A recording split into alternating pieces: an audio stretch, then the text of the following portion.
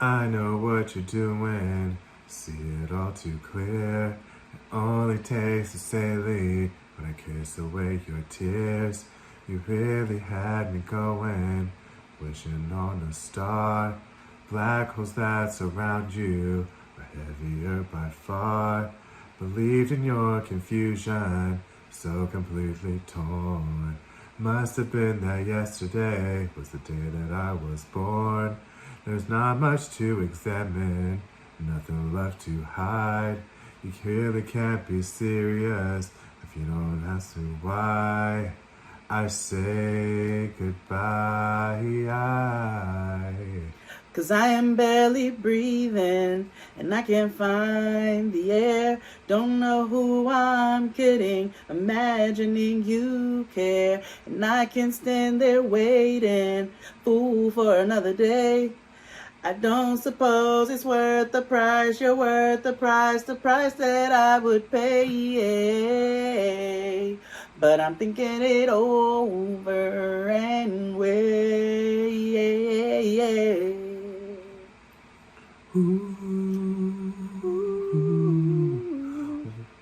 Whoa ha ha, whoa ha ha ha ha, whoa ha ha, whoa ha ha, wah ha ha, whoa ha ha ha, whoa ha ha, whoa ha, whoa ha, whoa ha ha. Oh, whoa ha, whoa ha, whoa ha, whoa ha, whoa ha ha, whoa ha, whoa ha, whoa ha, whoa ha, whoa ha, whoa ha, whoa ha, whoa ha, whoa ha ha ha ha. Whoa ha ha, whoa ha, whoa ha, whoa ha, whoa ha ha, whoa ha ha, whoa ha, whoa ha ha. Whoa ha ha, whoa ha, whoa ha, ya ya ya. Whoa-ha. Yeah. Hey everybody, welcome back from the underworld. It's Jade and XD. That's my underworld noise. Yeah. We are back. Happy 2023, everyone. Oh, wait a minute, sir. I think that we have some AKAs to do because we are at the very top of very new things, and I think it would be very remiss of us to not properly introduce ourselves. That is fair because I believe that, we're on a new networking thing. Mm-hmm. And I think it is time to introduce ourselves again.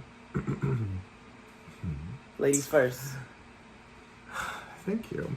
I'm XD, aka the Chuck D of homosexuality, aka homo without a pause, aka the gay FEY, cause nigga, we all got pain, aka Fagnificent, aka Hoisha. No way it's starting, it's me, aka Mr. Is That Your Car? The SK8. AKA your auntie's favorite auntie, aka Mr. Swing Low. No cheerio. AKA the black gay mod, Lady Godiva was a freedom rider. AKA Dag Mitchell, cause I stay on Saturn. AKA the black Linda Richmond, it's like butter. AKA the gay Mary Poppins, because I'm practically perfect in every way. AKA Homo la Flor, Tantamor. AKA Iala Fag Zed, AKA Barbara Streisand fag. People who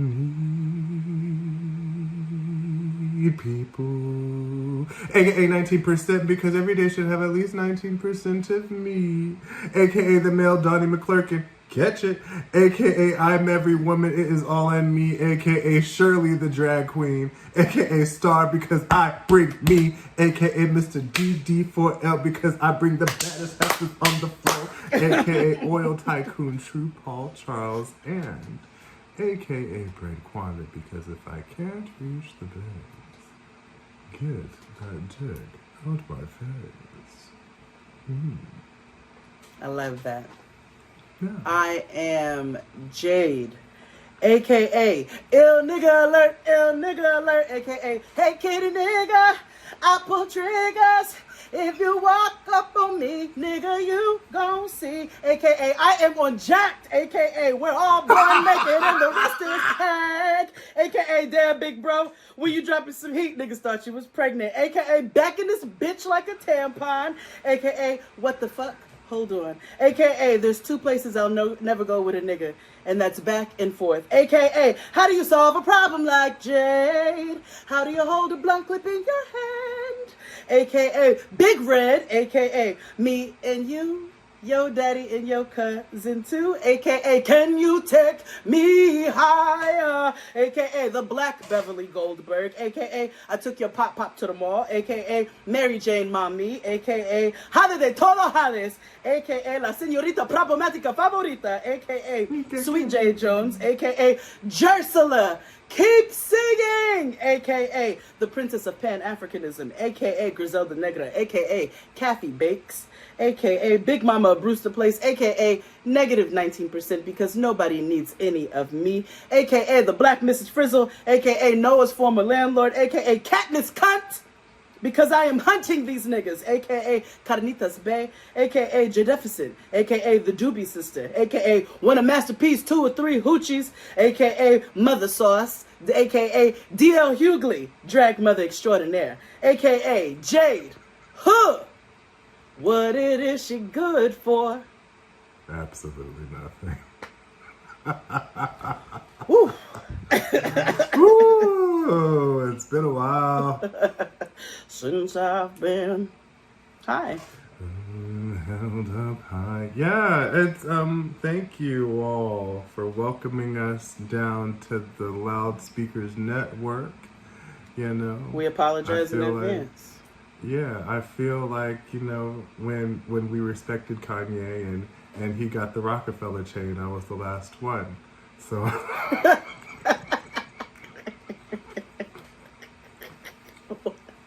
Shut the fuck up.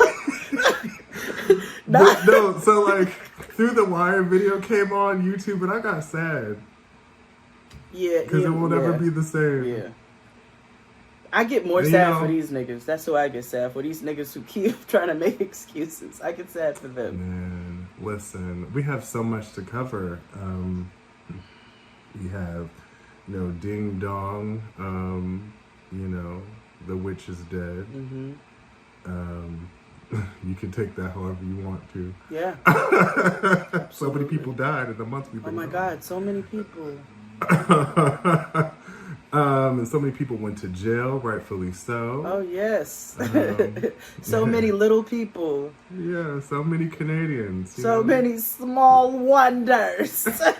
SMOL. Small. Smooth. That's an IKEA mirror. Yeah. Yeah, little tchotchkes locked up. We have, you know, new things are going. Brand new year, you know. You called that nigga little chachi. He do look like something that's in your grandmother's. That's in your grandmother's foyer. You know what he looked like? He looked like a monkey chief. You remember them? Back Yes, in the, I do, and you know he does. Yeah, he looks like a racist toy. Oh my gosh! So I was watching. You know, I listen to Conan Needs a Friend, Conan O'Brien's podcast, and so Mila Kunis was on there, and she was talking about how, you know, she grew up like in the Soviet, and so she was talking. Yeah, and she was talking about how they have. She was embarrassed to say this like a couple years ago to Ashton, and she was like, "It's crazy how Winnie the Pooh is a Russian character," and he was like, "No, it's not." She didn't realize that Russia had turned like American or Western characters and made them into like Russian, so for propaganda sake.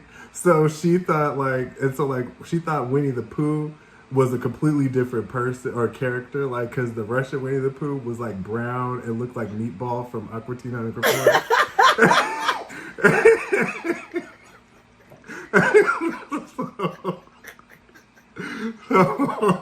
It's such a funny story. It's on YouTube. But she was like, I had no idea. She's up here telling everybody that she thinks with, no expression. She was like, Ashton was like, no. That reminds me of our friend Whitney and our dear friend George, who... So the interesting thing about black people in America, obviously, is that most of the time we don't know where our shit leads back to. Whereas all the other black people in the world can identify culturally because they know where they came from, right? Even despite the Atlantic slave trade, I'm not saying we weren't all dropped off in different places. I'm saying if you got black people in the Netherlands, a lot of times they know that they are a Reuben or, their family is from Suriname or whatever. You know what I'm saying? So That's like my friends in Holland. It's the same way. Right. They know. So our homeboy George grew up in the Netherlands, but he's Caribbean. And so the first time I think I played that thing for you all where he didn't know that Silk's Freak Me was done by Silk first, and that British boy band did it next. Well, we have another. He did not know that Brandy's best friend was Brandy's song because it was done by somebody in the UK. And he just learned that it was actually Brandy's song. His whole world was just ruined. Yo. Everything's a lie. When he was like, when he said, "What you mean? It's just, she sang this too." And he was like, "She sang this song too?" And she was like, "Nigga, this is her song. Like, who else sang this?" So he introduces us to these UK groups we ain't never know existed that apparently all through the 90s and early aughts were fucking remaking 90s R&B songs. I had no clue. Was it like for karaoke purposes? No, I think this was for recording purposes to release on European radio. You know what? They did do that a lot.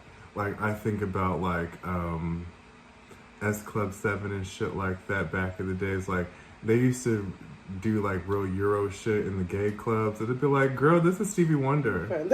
So, like, this is Earth, Wind, and Fire. Yeah. That's like I just learned some white girl redid Barry White's Can't Get Enough of Your Love. But who did that?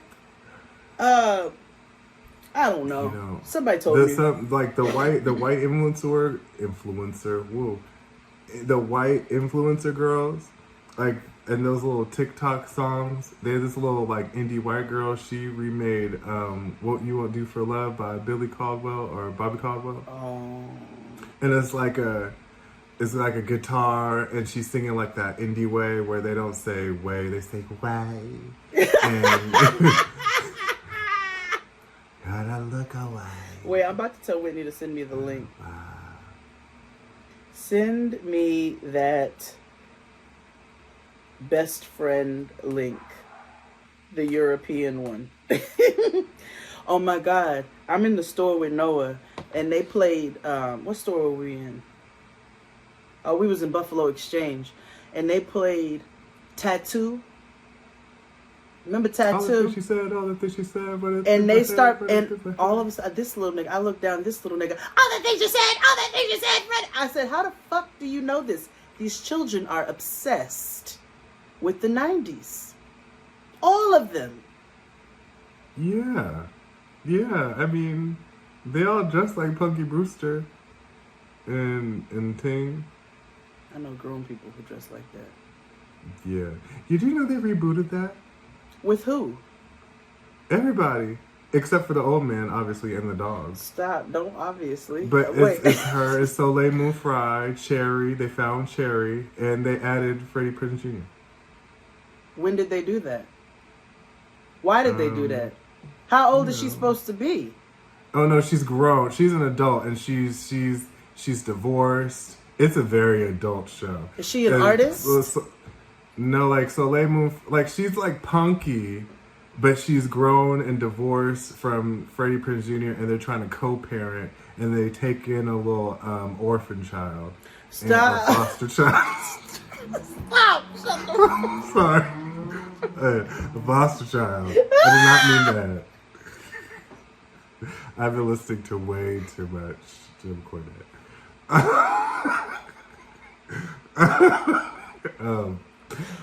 So that's what we give here, y'all. Somebody said they're gonna have to censor. I was like, the fuck? Who said that? Right? They knew what they was getting. Who the fuck said that, nigga? We didn't go in with stipulations. They said, come as you are.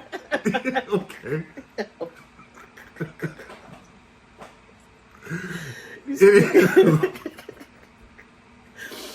I don't like that. What did it come? What does it come on?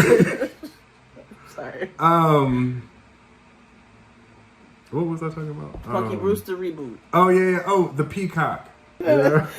That's not what I was. That's not who I was expecting at all. I was thinking on the internet. And then I got locked out of Twitter for a whole week.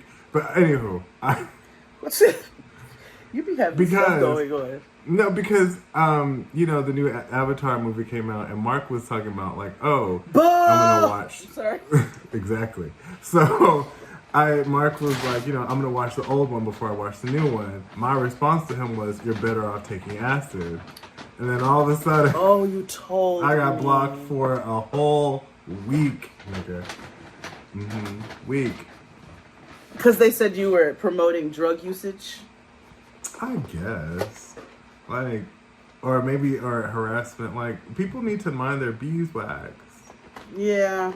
And Twitter is hanging on by a thread anyway. I don't. I'm surprised it's still here, honestly.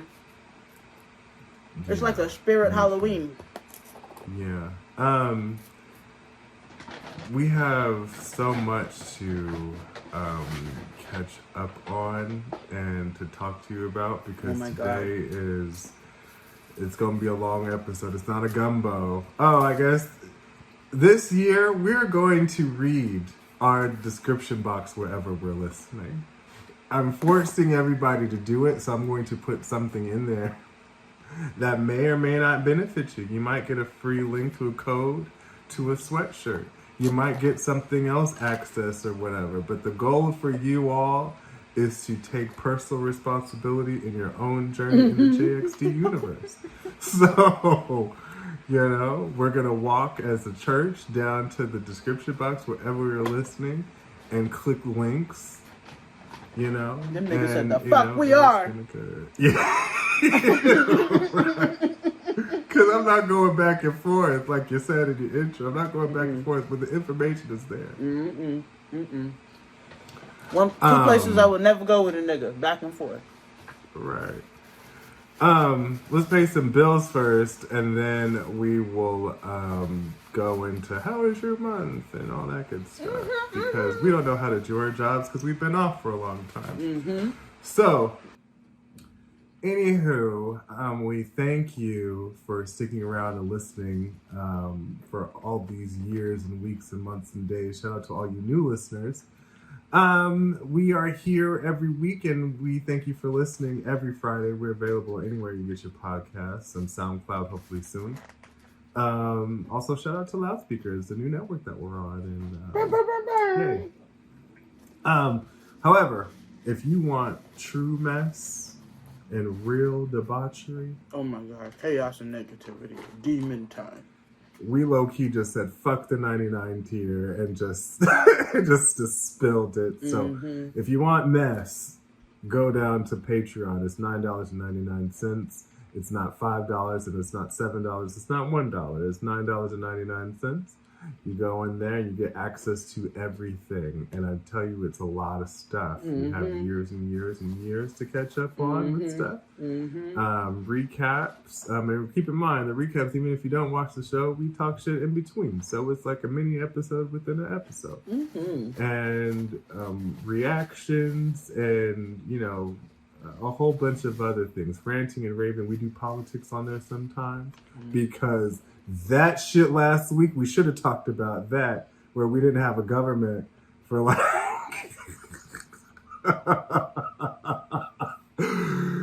anywho, it's a wrap, nigga.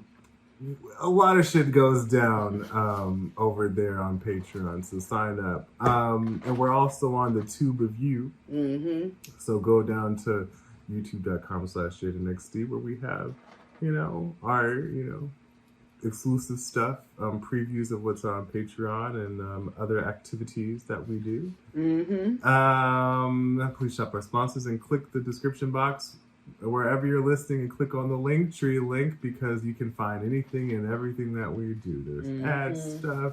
They're like, hey, they were talking about Tushy and I don't know where I can get that code. Well, my damies, it's in the description box wherever you're listening. Oh, the Discord. Oh, we have a Discord now.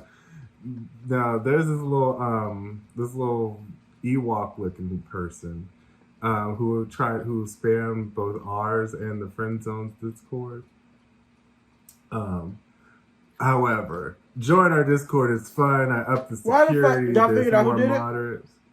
Yeah, I did. It's some bot. Nothing like something you could attach to like one person. Motherfucker. But yeah, security's there. We have moderators in there now, and when I tell you, our Discord be popping. It's where they go where they can't say what they want to say on Twitter, and they have more scruples to be on than to be on Lipstick Alley. So they come to the Discord. I like that. Yeah, it's fine. It's a safe space. Oh, it's safer than this show. Most places are. Yeah. Anything else? I do want to give a shout out though to Dr. John Paul. Yes, always. Dr. John Paul got an award for a script that Shut up! they wrote and is getting produced called Something Unholy. I know that Dr. John Paul is really good at writing horror, which is something that the Black queer community needs, and not some, let me not get on that high horse, but yes, we could use that. But shout out to them, and also listen to the Black Fat and Femme podcast. Yeah, shout out to Dr. John Paul. I love and Joho and So yes, it is. Yeah, it is an iHeart exclusive. But anywho, let's take a break and talk shit about what happened and how I had to escape from Witch Mountain and all that jazz. Hit it, Claude. Guess who's black in the house? Big back dick in your mouth. Sorry. Ow. And we're back like a crack. Did you notice that Milk Bar changed the name of that crack pie and that crack cookie? Yeah, because black people bully them. I didn't know that. Yeah. And I went on the thing and I was like, oh, what happened to their little crack pie? Oh, what the fuck? Yeah, listen, niggas put on their blue vest and was like, you have to change this, and so they got in line. I don't want no little skinny lady making nothing called crack pie either. So good for you all. Good work, niggas. Yeah, and I gotta be honest, it's not that great. No, it's not. They have better confections and things there. It's like a buttermilk sweet bomb in your mouth. It's so much sugar. Yeah. It's like the pecan. It's like the filling in the pecan pie without a pecan. Yes. Yeah, with like buttermilk and like sugar. And that's it. Did you ever? And she made that pie by mistake. Oh, really? She yeah, because there was a point where I was into Christina Tashi, not because I find she's interesting. It's because she was a judge on MasterChef Junior. Okay. And so I needed to understand who she was. And I was like, oh, I go to Milk, but I don't know who the fuck she is. So, okay, fine. So she has an episode of Chef's Table on Netflix. And she was talking about how she, her story is really like Eat, Pray, Love type shit. But anyway, she was in the back making dinner for the crew or whatever before service. And she didn't have anything in the refrigerator. So she whipped up this rando pie. And everybody was like, oh, this is fabulous. And so therefore that's how we got crack pie. So the nigga from Momofuku, the Asian guy who now cooks shit in the microwave on TikTok. Talk about a fall from grace. Wait, why though? You know, I don't know. Maybe you can help me understand as a chef person. You know, I guess because he has this iconic restaurant or whatever, and now he's just stripping back to the basics. And now he's like on TikTok. You know, this is what I cook for my kids, and he just like put some shit in the microwave. Wait, doesn't he sell like noodles and shit now? Then yeah, they have Momofuku stuff now. Products. Wait, why is it a fall from grace though? I feel like. No, my point is like, oh, he was like this thing, but he's also doing shit in the microwave on TikTok. Yeah, because that nigga's making money to do nothing. He's like, what? I don't have to do course-style dinners for you motherfuckers. I can put shit on the internet. Sign me the fuck up. Nigga, I will make lean cuisine. Jade cuisines. Freezer now found in your local Wegmans. Like, I can't fucking wait, nigga. I can't wait to feed y'all niggas from the freezer. Oh my god. Anywho. But yeah, that's how she made the crack pie. And then, you know, blacks bullied her, she felt guilty or something.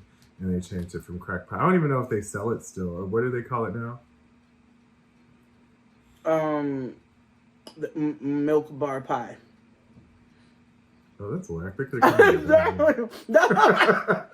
I said. I was like, that's what you changed the name to?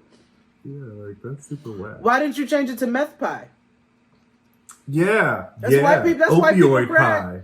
Black people don't care if you change that to meth pie. Mm-hmm. Yeah, call it meth pie. It'll blow up your face. Ha!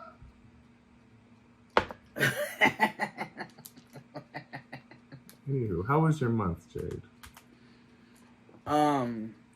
Sickly. God damn it. Mm-hmm. These niggas were sick they were sick through Christmas. So yeah, it was uneventful, which was nice. It was actually much needed. I told you I watched a lot of TV and holiday movies and like just kind of set my ass down for a second, and it was nice. I needed to do that. Had nice quiet holidays this year because nobody could come over because contagion. And I think it was exactly what we needed. You know, it was kind of a wonky ass year. You know, 2022 was a little like loopy. It's like that one cousin, you know what I'm saying? Like, you don't know what's wrong, but but it's something. That was 2022. So I think it was nice for people to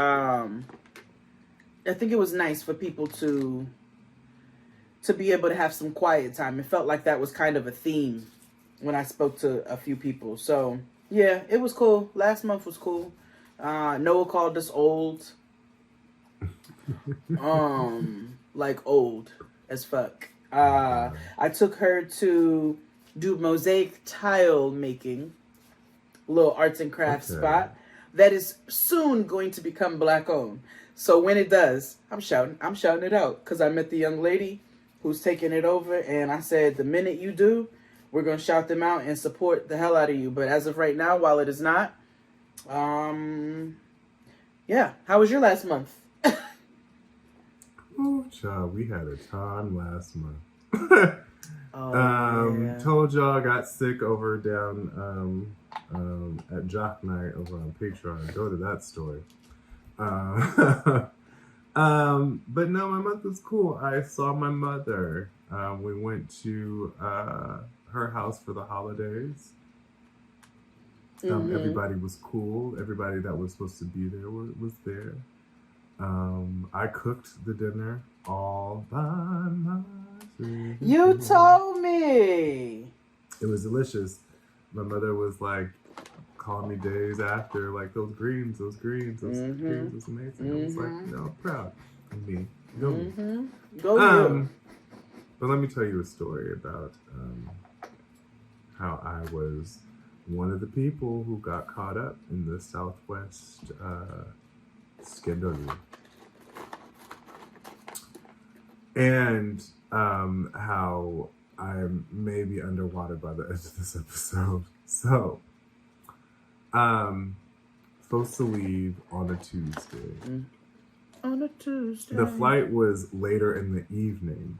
Uh-huh. However, I wasn't really paying attention to news and shit on during the holiday. Like, I was so disconnected. I was watching like lesbian content. Yeah, on you were. YouTube. Yeah, you was. Yeah.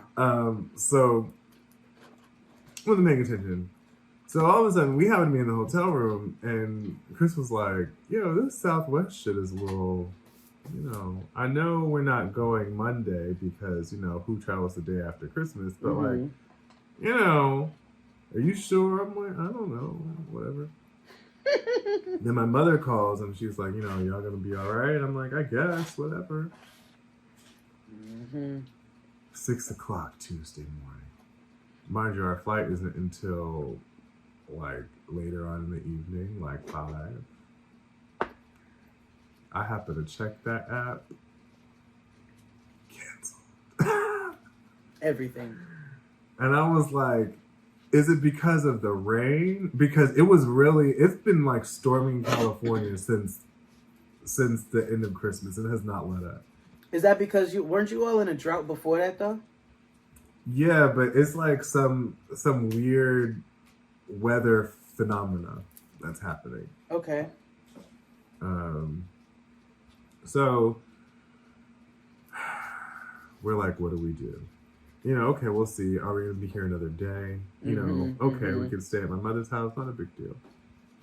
We look on the news, and I'm trying to rebook the shit on the app.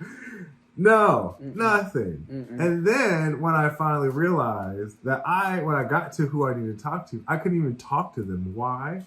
Because I had booked my flight apparently through another third-party app. When I tell you about them third parties. But Jade, I didn't. I went through Southwest family thing. Oh. Southwest has their own thing. Oh. Wait, when you go on an app like JetBlue, you could book like the fare, the trip, Yeah. the air. Yeah. That's what I did. Everything is with Southwest. So why isn't it a thing? No, it's through TripAdvisor. So why would you make this Southwest vacations and it's not Southwest? Okay. Yeah. So, Chris Rogers had to work back in LA. I was not about to be in Sacramento for however long. Because we didn't know, because we kept watching the news and it was like progressively getting worse. And mind you, this is early in the morning because, we get up, just to remind ourselves we're still free. Yeah. And so, Chris was like, look, bro, we could drive home. It's going to be a little walk, we just extend the rental car. It's early enough now. It's 6 o'clock in the morning. By the time this ordeal, it was like an hour or so. Okay. Actually, it was like 5. It's like earlier than this, but it was super early in the morning. I remember getting on the road by like 7 or so. Okay. So I'm like, okay, we wait around. We figure out we extend the car. And as soon as we're about to leave, the power goes out in the hotel. Stop. What the fuck? And all of a sudden, the power comes back on. We're just like, oh, time to go. Mind you, we're on the 12th floor of the hotel. Now, I was like, girl, I know the power went out, but I am, 2023 is New Year, New Me. I'll get in shape then. But as of right now, I'm not taking the stairs all the way down. But he was like, the power just went out, but the generator is on now. So I'm assuming it's fine. People are going to be here, whatever. I'm being honored. Get on the elevator, go downstairs, check out. He was like, oh, yeah, our system went down. We don't know when it'll be back up. I'm like, it is a sign to get the hell out of here. Now, I showed Jade the type of car that we had. It was not a travel 300 It's a miles little bitch-ass across car. the state mountains. It is a city vehicle. It's from running from hither to thither. That's all. It is, yes. It it is. It's for a If little you live ripping in and Brooklyn, running. it's for where you get from Bed-Stuy to IKEA, maybe, and back. Exactly. And when you drop it off somewhere. What are those? Exactly. Like a car to like go a smart car. situation. Yeah. At least that little Nissan Kicks made it all the way. And mind you, it poured the entire way. She kicked. Yeah, she did. She kicked. A little kick and go. She kicked. And mind you, she, like I said, it poured the entire time. Like no let up, just rain. For 7 and hours. I feel like for like almost 7, yeah, we made it in like 6.5. Yeah. Mm-hmm. And we didn't have any traffic, even with all the rain. There was no traffic until we got to Los Angeles. Of course. Of course. That is, I'm glad you all made it safely, nigga. Me too. You survived. You're a survivor. Okay, well, we have a lot to discuss, actually. So I think that we need to take a break. Because when we come back, it's a Love After Lockup extravaganza, niggas! 4 episodes. And we will resume our usual Love After Lockup recaps on Patreon after this extravaganza. So make sure you check into the Patreon. But this week we covering the first 4. Since y'all thought we was gone and we wasn't gonna get to it. Oh, we was getting to it, nigga. Oh, we have so much to discuss. so much to talk about. So hit it, Claude. And we're back. So Love After Lockup. I do want to talk about love during lockup because we missed it before. I just want to give a real brief recap, right? I'm gonna take a nap. So Ty and Hottie, right? She prayed with her friend in the rain for her husband in the cemetery. And she got a new nigga that's free. The high school lady, Arrested Development, she went back. Oh, that was juicy though. Her daddy and his mama got into it over the phone. It was kind of funny.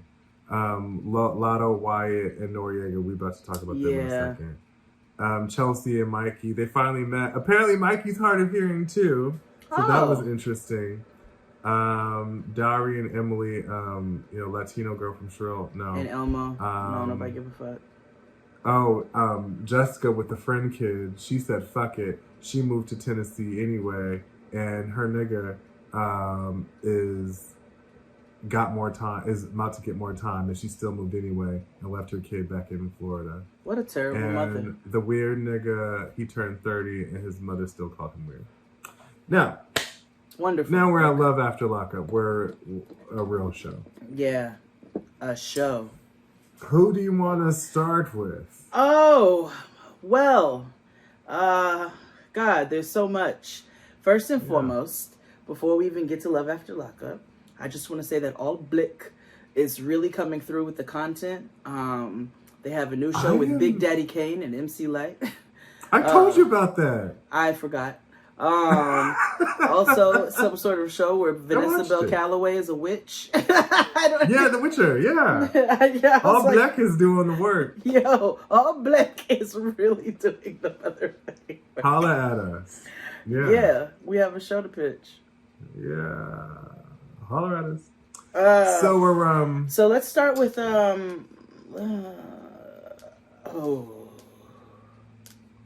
You want to start with somebody we're familiar with first?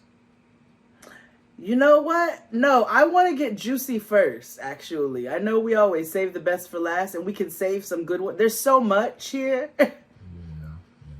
that I would like to start out with Derek, a.k.a. Mouse Jones, and Monique. Oh, yeah. Mouse and Monique. I'm only calling Monique by her. I'm only calling Monique. Why are we the same? Because I have... Because I'm not going to tell you what I called her before. I bet you. I'm going to text it to you. Me too.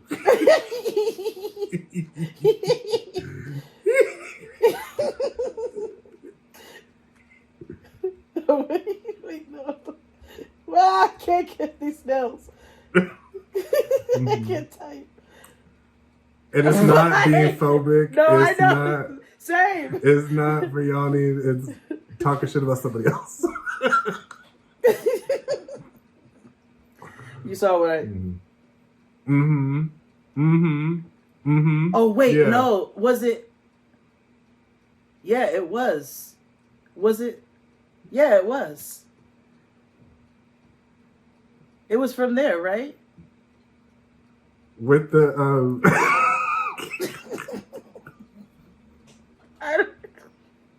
I am not trying to get canceled on the motherfucking episode.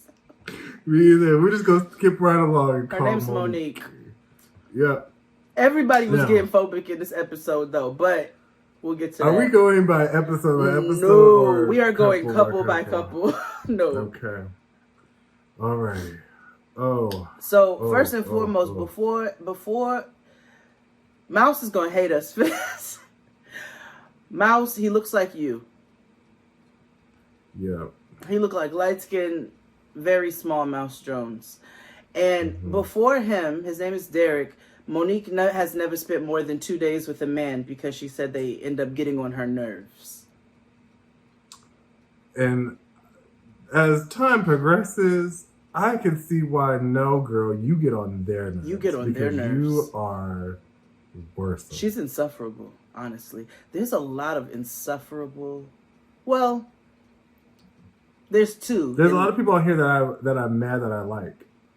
Because who I thought would... I know. Like Lotta Wyatt. I'm so team her. But anyway. Because, baby... So anyway...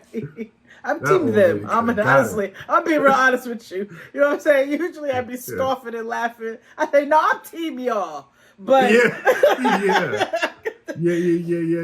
So... but Monique, our girl from Chicago, she says she's a hump and dump type and she finally want to experience love. Yeah. He's been in prison for the past 10 years since he was 19. And they've been together for 2.5 years. And met on a Facebook inmate pen pal group. She slid into the JPay and it was love at first, angled pic. Yeah. No. That is very important to note, Jade, because they pointed out in the show. I'll say it. You got a woman's brand. It's fine. Thank you. Where's Dustin? Monique, let me let him do the dirty work. Monique is a woman of a particular carriage, right? And so, which is or not a particular size. Yeah, and it's not the problem. The problem is she has not let Derek Mouse Jones know that. He's aware that she's plus size, but not to what she truly is, right? She might have a little fib, and she does the angles. I also thought it was genius how they send pussy pics to prison. That's genius. So I think I missed that. How do they send pussy pics to prison? So what she'll do is she'll take a screen cap of the gallery in the phone, but like the main picture will be, up close, scrunching the titties together. But the smaller pic at the bottom will be the pussy pic. Oh, so it's like a grid. So you gotta zoom. Wow. Wait, but how do they zoom? Wait, hold on. No, how look upon your phone, Jay, and go to the photo app. Okay. And then click on a random picture. Okay. Mine has this meme of Kaylin Allen on it, right? Okay. So what they'll do, they'll have a little picture like this on the main, and then on the little gallery in the bottom will be, coochie pics. Oh!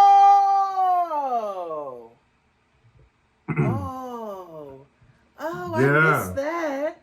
Yeah. Innovation. That's genius. Yeah, that's good. Yeah. Right. Okay, so she meets her friends over at Kitchen and Cocktails. Sounds like a podcast. It does. And it had a K. And I felt like it was the place where they was twerking on the tables and that man came in with that little turtleneck. But that wasn't it. That was Dallas.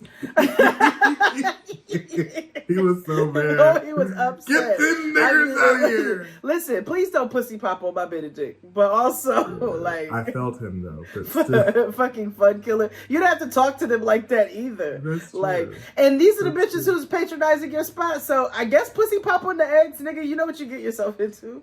Anyway, I guess. I'm just not going there. Anyway, so she meets her people down at the kitchen and cocktails. And, you know, she's telling them he's about to get out and all that. And her friends are asking the hard-hitting questions. Hater bitches. Hater. Yes, they asked the hard-hitting questions, but they too were hater bitches. And I hated the fact she has nobody on her side except for her sister Clarence. What, Claritra? I don't know what her name was, but I know her sister really gets to the work, okay? Mm-hmm. Like, no bullshit. Chicago. Listen, Chicagoans are very aggressive people. She gets to the root. She's like, okay, so right now the energy is awkward, and I just want to know what the fuck the problem is. Like, yeah. I was like, yo, Moon, are you a Virgo? Yeah. Like, what's happening? Yeah. But you know what I did? Okay, I also wondered, listen, I know that we have to tread lightly with certain things because we don't want to be offensive. Mm-hmm. And then also sometimes things are things. And I wonder if all of your friends are asking you these specific questions, if perhaps maybe this is a situation that's happened before. I agree, because I'm interested in why she's so, like, I'm not really into love like that. You know, she said that very much in the beginning. Mm-hmm. And I'm like, is it because of a certain thing that happened where somebody, like, played you and now you're just like, you know, F love. Right. And, you know, so I'm interested in all that good stuff. So, you know, she goes to... This is also a thing about niggas. Niggas love a project, which is so weird because they don't raise their children. I know. Y'all want to hide Now, there are some that do. I get it. Whatever. We're not talking to y'all. Right. We're talking to the niggas who don't. What? Right. That's like that meme. Niggas will raise a pit bull, but they sure will else raise their kids. But the point is, he knows that, like I said, he knows that she's plus size, and he wants to, you know, like, her to be fit. He wants to take her to the gym, and because, you know, all niggas think they, you know, Arnold Schwarzenegger and fitness gurus. Child, okay. And so, you know, she goes to the doctor, you know, to get, I guess she goes to see a nutritionist, because I thought she was going to get weight loss surgery. She's going to see a nutritionist so she could do it the healthy way, but she also, because she was recently diagnosed with diabetes and sleep apnea. So she just needs to get her health. She needs to get her health in order to make sure that side of it is good. So I don't know if it's necessarily about the weight loss, is more so it is about getting her health together. Now, I did forget that she had lost a child 3 days after the child was born, and so she was very severely depressed after that. And she said she gained like 150 pounds. Yes. So again, natural, understandable. Absolutely. These things happen. And then the pandemic hit. So, and then the pandemic hit, yeah. And she was depressed and inside. And listen, we're all humans and shit happens. But this nigga, in true nigga fashion, wants to be apart from prison. So he says, keep me on the phone at the appointment so I can pretend that I'm there. He asking all sorts of questions, nigga questions, and hey, so can she drink? Wait, but I died because, first of all, Coach Carla, okay, shout out to her. I love black women, because when Monique said, I got my boyfriend here on the phone, he's in prison, but he wants to pretend like he's at the appointment. Coach Carla said, okay. She took that good pregnant pause. And then she said, all right, so listen, this is what it's like. And started talking. She had the process. She did real fast. So, you know, it's getting close. And what I like about this particular iteration is that we get to see them. It's getting closer and closer to their release. So, you know, he traced his dick on a piece of paper and mailed it to her. And she was all wet and open. And, Yeah. And all of a sudden, her sister comes over and she's like, help me put this in the trunk. Mama got like, she bought out Best Buy or something. Baby. She bought every Ring camera that there was that Amazon had to buy. Mm-hmm. And she's going to sneak and then install them in his grandmama house. Mm-hmm. Because she got trust issues. Now, I was like... The way them things was boxed up, she got a friend in loss prevention, and that's all I'm going to say. But anyway. Oh, yeah. I didn't think she got them for real from Best Buy. They were clearly... she might have gotten them from Ross. Child, the way that looked, I said, this. She bought those in the parking lot somewhere. Or Vera Street, where we went. Over here, don't over here. Mm-hmm. Mm-hmm. Nothing wrong with it. Just saying. Mm-hmm. And where are you going to sneak to, miss? Because black women always know when there's somebody in their house and moving something. How the fuck you going to install cameras in the crib? I know Nana don't have Wi-Fi. Big Mama don't have Wi-Fi. Where you going to plug them in? What happens when somebody needs the outlet? Because if they're battery operated, they're going to die. Because Granny always need an outlet. I hope you bought a strip. Right. I had so many questions, but this bitch legitimately bought surveillance cameras for his grandmother's house and intends on sneaking them. And as we get further into the episode, this absolutely makes sense for her. Mm-hmm, mm-hmm, yeah. Mm-hmm. So... they're on their way down to Ohio from Chicago to go get him. Mm-hmm. And, you know, he on the phone and her sister's driving. And they get into it because he got a little mouth on him. And she's kind of like, you know, nigga, relax. This is my sister. And I need to, you know, I don't know. And she don't be with the bullshit at all. No, not at all. However, her sister felt away, though. Because, and in my notes, I said, she ain't buy auntie's baby nothing. So they pulling out. Not a G.I. Joe bitch, a little Lego set. Like, I was like, she ain't buy auntie's baby nothing. She said, auntie's been busy. Auntie's been big spending. Yes, she says she has spent about $10K on him. She bought him some Amari jeans, which I didn't even think niggas still wore. Me? Them $1,100 jeans. Why? $700 joggers. Yep. All that. Gucci. And she bought a... Uptowns, Tim's. She got him a Gucci shirt. She got him all kinds of shit. That looked like a purse. It was just... It was soulful and ugly. Yeah, it was very like... If you would have told me you got that from the LA Swap Meet, I would be like, oh, okay. I literally looked at it and said, he could have bought that on Canal and I would have had no fucking clue. Yeah. I would have never known the wiser. Never, whatever. Right. And in true Love After Lockup fashion, she got him a phone and she puts all this sort of tracking shit in it. Yep. Although. And she saves her own name as my baby and all the emojis and yeah. However, I do follow this weird white stud on TikTok, and not because I'm interested in doing it. White stud. I know they said there ain't no such thing as white studs. Ain't no such thing. You're right. You're right. You're absolutely right. I stand corrected. I'm gonna send them lesbians after you who be marching for Brittany Griner to kill me. No, nigga, to make a song for you if you keep calling white stuff. I said the right thing. To kill me? These gays, they're trying to kill me. Song me and we stand tall me, damn it. I was like, are they marching to Mahalia Jackson? What is going on? What is going on, guys? Brothers. No. No. Countrymen.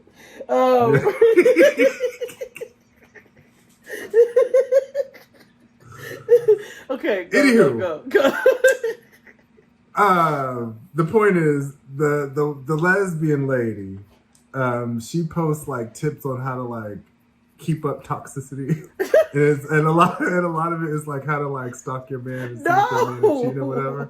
So like she has it down to a science where you track their location, but not from just the app, but like what they Google, like and they load. I'm gonna post it somewhere. Someone remind me on Twitter when this episode comes out to send you all the link because I'm not gonna remember. That is so fucked up. Yeah, no, it's fabulous. Like she talks about how like go into geotagging pictures to see if they was truly there where they were supposed to. Oh yeah, she said, oh, definitely go in what they watching on YouTube. I don't want to know. Exactly. Now I think it's totally ridiculous, and she should talk to somebody professionally, but I'm thoroughly entertained. I hope everybody who does that, your partner is into plushy shit and balloon play. I hope you find out some real weird fucking shit. You fucking, yeah, you know what I'm saying? Shit in niggas' ears and shit. Yeah. I hope they're like, that's what the fuck that's what you get. When you fucked around, right. You found out. Like you like, you know, Dixon milkshakes. I don't even know if that's a genre, but I hope that's what they're into. Malt play. I don't know.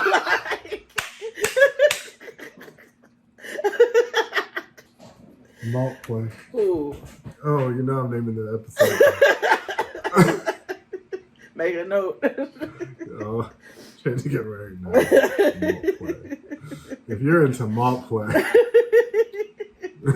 go down to a horrible decision. Oh God. Be a gang of niggas at the Shake Shack. Okay. Oh. The grill and chill is lit, nigga. Let's take a break. Okay. Oh, my chest. Oh God, we'll be back after this. Okay. Hit it, Claude. And we're back. All right. We still on motherfucking Monique and Mouse Jones. Oh yeah, listen, this is about to be a long episode. If niggas could listen to Joe Nogan, then people could listen to us. You right about that. You ain't never lied. How does he? I don't know. I don't know. This is how white people always go against their own better judgment and interests. So do niggas, like because everybody who has that name. Yeah. Because I was. I don't know when we're coming out with that episode of Epic because we're making some changes. I was like, why couldn't they just mention the read? Why couldn't they? Why Joe Budden's podcast? I know. What I mean? And he's just he loving it. You know he is loving it. Joe Scudder, okay. How can it be? Should I remember there right here in front of me? Oh, understand. She must have told me a lie. I wonder why. Okay, so back to Derek, Mouse Jones, and Monique. So, you know, she's showing her sister all of the goods she bought him. Sister is mad because God baby / nephew, because you know it'd be like that, didn't get no G.I. Joes for Christmas or whatever for birthday. Meanwhile, she's taking her the next day to go and meet him as he gets out. And they're standing there, and a white Durango, a nigga truck, continues to drive back and forth, back and forth, back and forth. I see your face. And, you know, the truck finally pulls up, you know, and you know her sister, TTG, she was like, well, I'm going to go say something because this is stupid. And it's a truck full of all of his siblings and his nephew. Now, he asked his siblings not to come. But the reason he asked his siblings not to come, please take a very specific note, is because she asked him to ask his siblings not to come. Because she wanted it to just be them for the first time meeting, even though her sister is there. But his sister can't be there. Mind you, that came later, though, because, you know, now I kind of see why she wanted it that way. Yes. Now, she intimated that, you know, him and his family may or may not have gotten along and they had issues or whatever. Yes, And so she wanted it to be a pleasant experience for him. And in a way, it's protecting her. and we see why because of what happens. This is like the third one in the season, I think. It goes off the rails. Just a bit, yeah. So, how do I say this? I'm going to preface this by saying the following. You know, sorry, Jade. I accidentally hung up on her.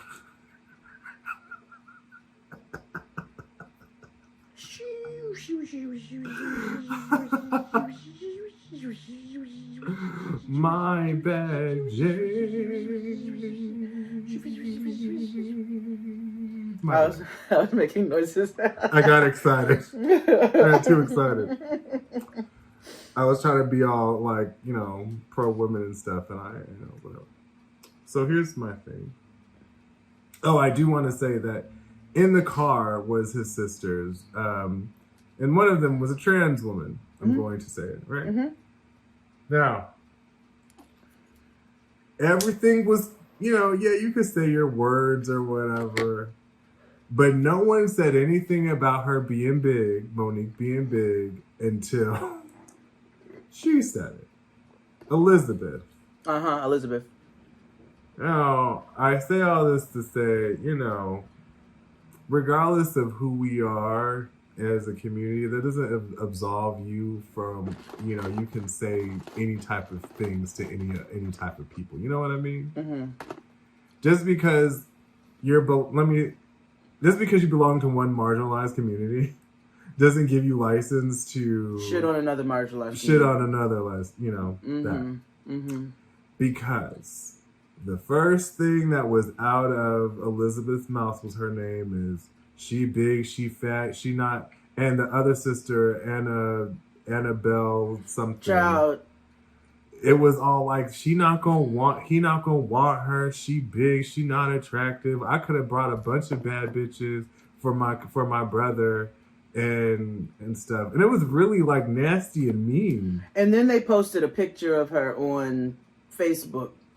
And no. I laughed, not at the picture. I laughed at the audacity. Because it was on Facebook? Yeah, because it was on Facebook, and they are literally 2 feet away from each other when she did it. I know.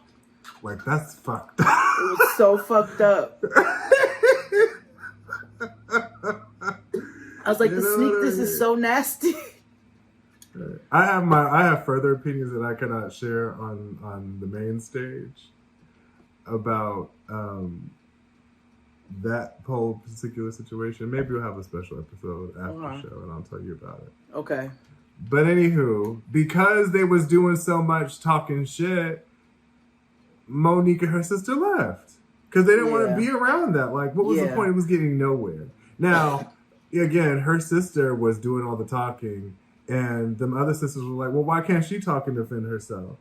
I mean, which was true. Which was valid. Which was true, because you up here saying, you asked my brother not for us to come. Now I need to know why.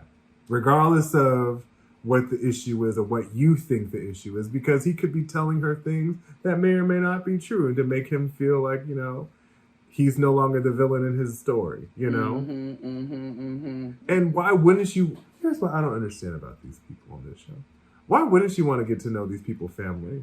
You need to know where these motherfuckers come from and who they're about to turn into. Her standing over by the car... Now, granted, listen, a lot of nasty shit just happened. And I get it. You know, so her standing by the car while her sister went and approached them was weird. You know what I'm saying? And I wasn't mad at them for calling that out, but also you all did not take any accountability for the nasty part that you played in that in that uncomfortable interaction. But I kept calling her insecure. I was like, of course she's insecure because you're the one. Look what you just did. But I did. They all decided to keep it cute, and you know he gets there. And he greets everybody and he introduces them. And I appreciate both sides, actually, for jumping down his throat with what just happened. Because they could have very well been like, "Hey, your sisters and your girlfriend," but they all acted like nothing just happened. It was like, "Nice to meet you." Yeah. Yo, I was dying. Yeah. And then they all rolled like 13 deep to the barbershop. Right. Now, we finally get to talk to Derek, a.k.a. Mouse Jones. Mm-hmm. He was like, I ain't did nothing. I was just selling drugs. And you got 87 months. You were in jail for 10 years. But also, we also know how fucked up our judicial system is. So, you know, and he is in Ohio. So we very well could not, you know, that very well could have been the case. Yeah, so Lil Mouse Jones is really into Monique. You know? Yeah, he said, listen, the package is a little more than what I thought, but I'm cool with it. Mm-hmm. You know, small men, like. Yeah, he's really small and really tiny. Real, you know. I will say this, like the first episode of the season, they all made sure that this is real. Everybody's horny, but the point is, what I'm trying to make is everybody was wearing their prison drawers in the episode. They made sure that they showed the government issued drawers in every couple's scenario. Maybe this is some sort of activism. I guess so. I need to ask if Tatiana Janine's mom still does the, you know, they do, like, you could order, like, gift baskets for them, for prisoners, and send them. Oh. I need to know if they still do that. That's if nice. So, we should support them and be like, hey, y'all. Especially Jade and XD. Like, we, I'm sure we owe niggas in jail something by now. Niggas should listen to us in prison. That'd be lit. Can you imagine our voices booming through the hallways? Yeah. So, you know, they roll to the barbershop 13 deep, and while he's back there getting his hair washed and they're all just sitting in the front, they get to the uncomfortable shit. Of course, it was the sister. Yeah. And so so their initial issue they bring up is that they don't like the fact that she requested that they not be there. They thought that was selfish. And they thought that he only went along with it to please her. And he did. Yeah. And they were like, tell the truth. And they're black, so they're in debate, so it's loud. Because he comes running out to the front. Oh, where y'all are arguing? They're like, nigga, ain't nobody arguing out here. We're having a conversation. Right. But tell the truth. Did you or did you not want us there? And he was like, nah, I wanted you there. I just wanted to respect Monique's wishes. But I wanted you all there. And and as the episode has progressed, we see just how possessive she actually is. Exactly. So, now, what I didn't catch was that Mama is staying up there for 2 whole weeks. Oh, yes. That's why her sister was leaving. Her sister was leaving. Yeah. She's going to stay for 2 weeks. Mm-hmm. Yeah. And I was like, oh, I was unaware. Oh, yeah. You know? Mm-hmm. I was definitely unaware that that was a thing. But, you know, they get back to the hotel and, you know, it's time for, you know, love making and all that good stuff. It's love making time, baby. And she gives it a 7 or an 8. Yes, 7 or an 8. Which, you know, you gotta humble these niggas. Yeah, she said he's young. Because remember, she's 34, he's 29. She said he needs a smidge more experience in the foreplay department. Yeah. And that's valid. You gotta rev up the engine before you know, take off on the 5, you know? Mm-hmm, exactly. But, you know, he thought he killed it. Now, oh, yeah, what? Now, what I'm going to say is this. Maybe it would have been a little better if you would have upgraded your room to a size of a bed that was more appropriate to, you know, do that activity. That's like me and Tristan trying to make love in a twin bed. It's not going to work. It did not go. So, of course, Chris Rogers decides to watch, you know, this episode. He was like, so it's not that she's big. That's not the issue. It's he was like, is she poor? And I was like, well, why'd you say that? He was like, well, why wouldn't she get a suite? She know And I'm like, because she has spent all her money on these ugly ass shirts. Exactly. And jeans. Now she's poor, and she has to live with sleeping in a full size mattress, like with her nigga, who's bite size. So he gets a private call on that cell phone she set up, and she's already questioning him, and he's already lying. Whoa. Oh, yes. Yes, you're right. Because they're... Okay, go ahead. And it wasn't good lying. And production asked him about who this person is calling him, and I don't know what the fuck this nigga was talking about, but he goes, breaking news. This just came in, and I don't want to mispronounce her name. So I can't say who just called me. Nigga... And then he threw me for a loop where he said, well, I'm about to go take my first shower as a free man. So let me tell you something. So you let this nigga in your motherfucking snapper without washing the gel off his dick? Sister! I see more and more why she's the problem. Oh, yeah. Oh, no, it's definitely You have her. to love yourself, queen. Because that's some anti-self-love behavior. You just allowing a dirty-dicked nigga. Now, I'm sure prison niggas are very cleanly. It's the facility that they just came from. Well, not all of them are that cleanly, but... You know, cleanly. The point is, he looks like he would be, like as opposed to the other nigga that's on here. He went and got his hair washed, like fresh out the gate, and you did not go take a shower? Got locks retwisted, everything. And then just dove into the pussy with the gel must all over your penis. Maybe she's into that. Maybe that's her kink. Maybe. Stinky dick. So, you know, they're going on their first date. And Papa gets fresh in his new digs. Freshka in his gaudy Cartier watch. That's his. That's his. That his brother brought back for him and held on to while he was in jail. And in true nigga fashion, he says, "Take my picture." Keep taking pictures. Keep taking them. And they're moving shots, okay? Papa is posing and posing and down at the feet and up at the sky. And over here and hold my drink. And they get to the restaurant and Papa's still posing. And posing with a champagne. And posing at the table. And standing up in the middle of the restaurant and posing. It was just, it was very, when the camera go flick, flick, flick, flick, flick, flick, la, la, la, la, la, la, whatever the fuck Beyonce said. So, so, they get to ordering dinner. My nigga orders the left and right side of the menu. Oh, baby. He said, yes, we'll take the crab balls and the lobster and the crab legs and the lamb rack. And the partridge in a pear tree and the baked Alaska. And the fried ostrich. Yeah. Oh my gosh. Rattlesnake Snoop. Everything. All of it. Turtle gumbo and... Vichyssoise. All of it.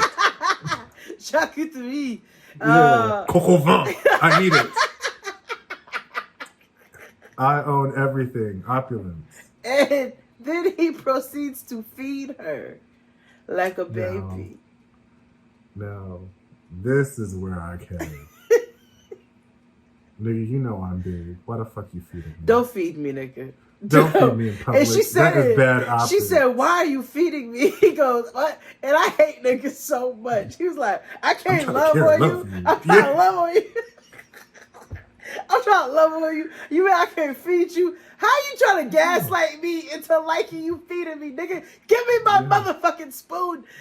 Like, leave me alone. Sit down, short man.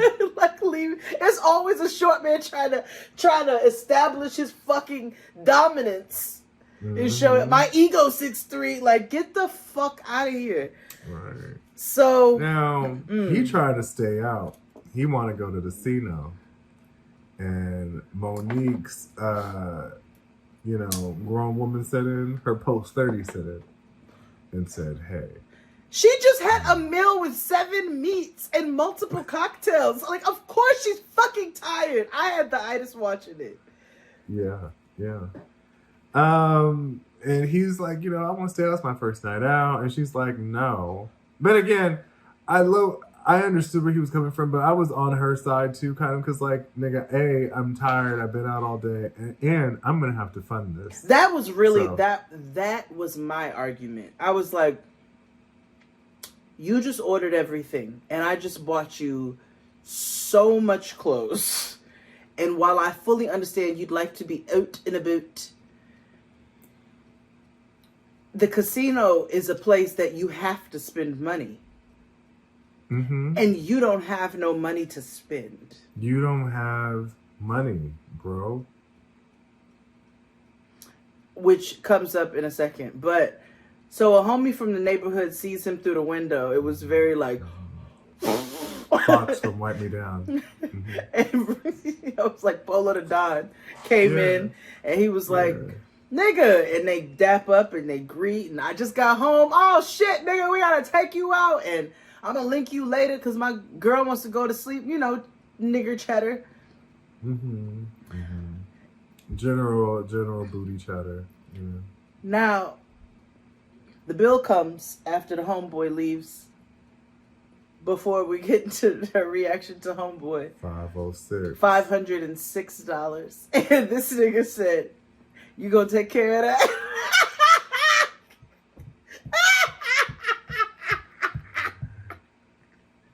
And she said, "It's not like I have a choice." We said it at that point. And at that point, I was like, "Queen, that should have been your key to wisen up. Like, that should have been your, like, you know what? This isn't gonna be a thing."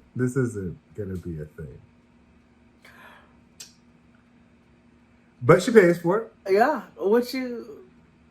And she is a little insecure because they leave the restaurant and he's talking to niggas that, friends from around the block or whatever. Mm-hmm. And she's in the car doing that, like, nothing is wrong. I'm just going to be quiet.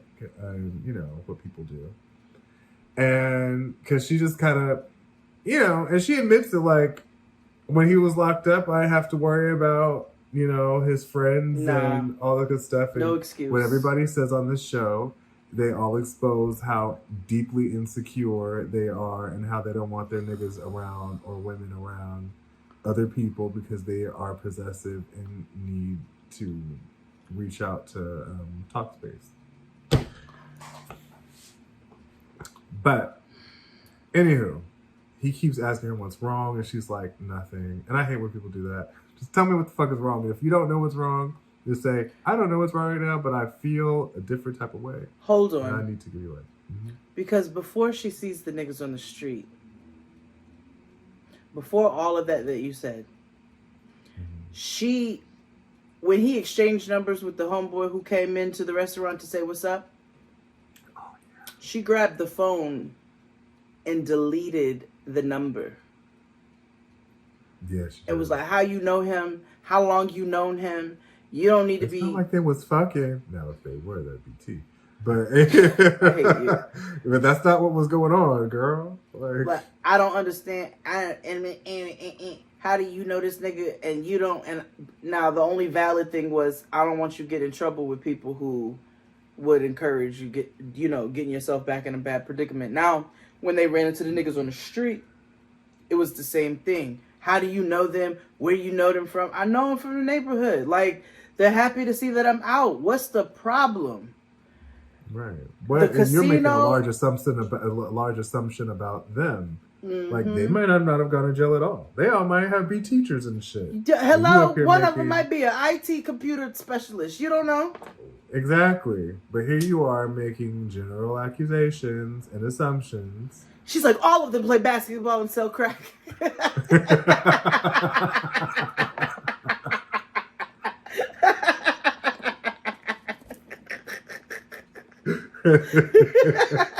Yeah, that's how she feels. That's how she feels. Well, she don't want him having friends, so she finally get back to the hotel and she just laid up in the bed. Baby, just plop down in that dress, okay? Uh-huh. And he's like, come on. And he's just like, fine, fuck it. I'm going to go get something to drink. He goes downstairs to get a Red Bull. She think he left already. I thought he was leaving. Me too. But he was respectful and stayed. And she got over herself and was like, fine, I'm going to go. But she was not happy about it. Mm-mm. And my thing, I was like, girl, just stay the fuck home and have him be mad. Because now you're going to be a worse of a time for him. Yeah. You're going to be insufferable either way. Mm-hmm. So she slid them Birkenstocks on and they go into the casino. So we're going to see what happens in episode 5. Yeah. Let's take a break. And we'll be back with another couple. 8 o'clock. And we're back on this very supersized episode of Jade and XD. We're talking Love After Lockup, episodes 1 through 4. I also want to say, David Miscavige is missing. I know. That's rich. Yeah. If you missed last week's episode, it's a gumbo episode, meaning it's a little omnibus of all things past. And so it's 2 episodes covering Scientology as well as the cult that Jessica Rose was in, and next to him when we discovered with Dustin. No, we have not watched season 2 of The Vow because that nigga is evil and already in prison, and we don't need to revisit any more of that. I didn't know there was a season 2. I don't understand why there would be one. Yeah, I don't understand either. Unless there's more that we need to watch. Maybe we kind of need to dip into our cult shit for a little bit though.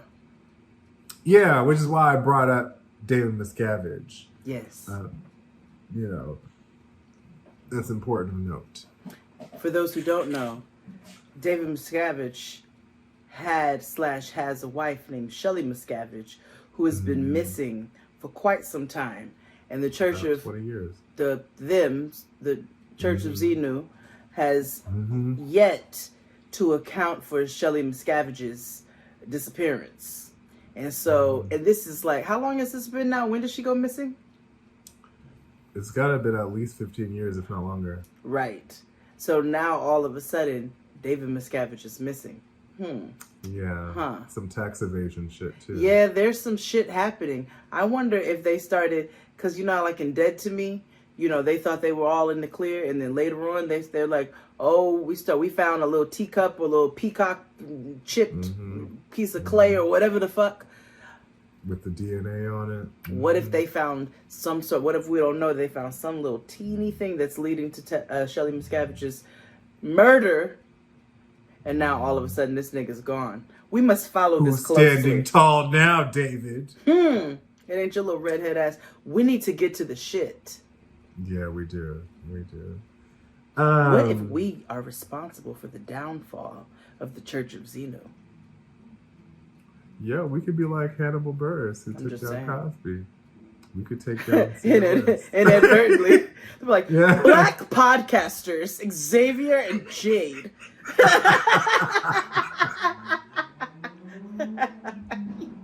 Yeah. They had a small series by the name of Beepnetics.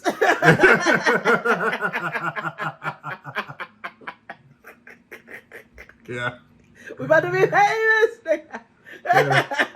Eat your heart out, Sarah Koenig. Fuck you, Adnan, for not reaching out to us. Okay. All that time was spent with you. How dare you? Man. Oh, shit. Wait. We're almost up on the anniversary of Heyman Lee's disappearance. Also, Adnan got a job, honey. Oh, yeah. Papa's gainfully employed. Is. Okay, he the leader of the something of the other teachings. He's an adjunct professor. Yes, he's teaching. That's very of him. I feel like he would have did that regardless.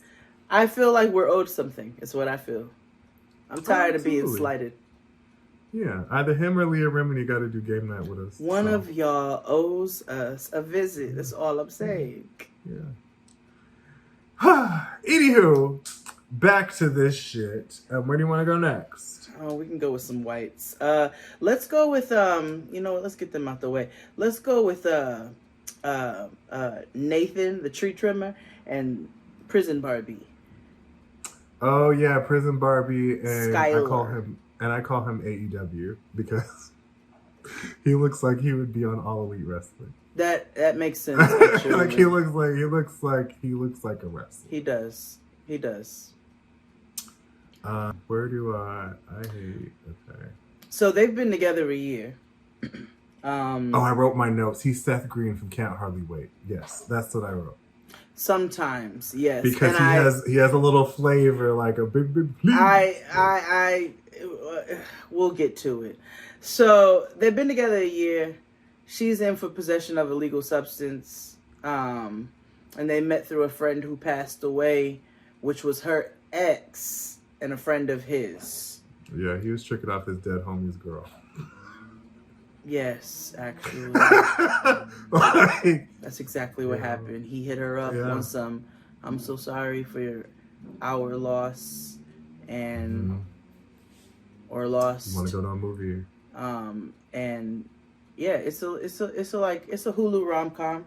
So, I guess she's bougie, is what they keep saying. Mama was requesting Buddha heads, even though she's not Buddhist, because they're cute. You know, typical white girl appropriative shit. Mm-hmm. Like I know Taylor Swift is like her idol, and I know she says terms like spirit animal. Yeah, exactly. And she's which got people should Dreamcatcher. Stop, guys. If you still do, stop. She got like dream catchers and shit, and I only know one Taylor Swift song, and that's because I took care of my cousins for a period of time, and they played it repeatedly. You belong with me. That's what I know. But anyway, that's the part that I know. So anyway, he was actually in prison himself and got out a few months ago. He lost his mom early in life, and so his aunt is the one who took care of him. And we meet him with his other aunt, which is actually his father's sister, Auntie Tara. A extremely positive white woman who sees the silver lining and the rainbow and everything. Yeah, she can find the bright side of roadkill. She absolutely can. Well, I agree with. I understand that's a valid feeling. I was with the auntie who raised him and was like, "This is all some motherfucking bullshit." Okay, because we learned that they were both in halfway houses the last time they dated. She was out. They were out in a boat, gallivanting around the city when she was supposed to be job hunting. Where have we seen that before? And she was late returning to the halfway house and got sent back to prison for it. If she's black, I would have said that was some bullshit. Now, she's going off because he goes to meet his homeboys in this bar. And this is a bar that she found herself in a lot of trouble with. We find out that Mama has lost her last 2 boyfriends to drugs. Yes. Both of them died. And she was also a heavy drug user. My note was like, not her being Brandy. Oh my God. Oh my God. Oh my God. Grim Reaper. No, not in the first episode. Here's the thing. They got to give me a rule book of what I can or cannot say on this network. Okay.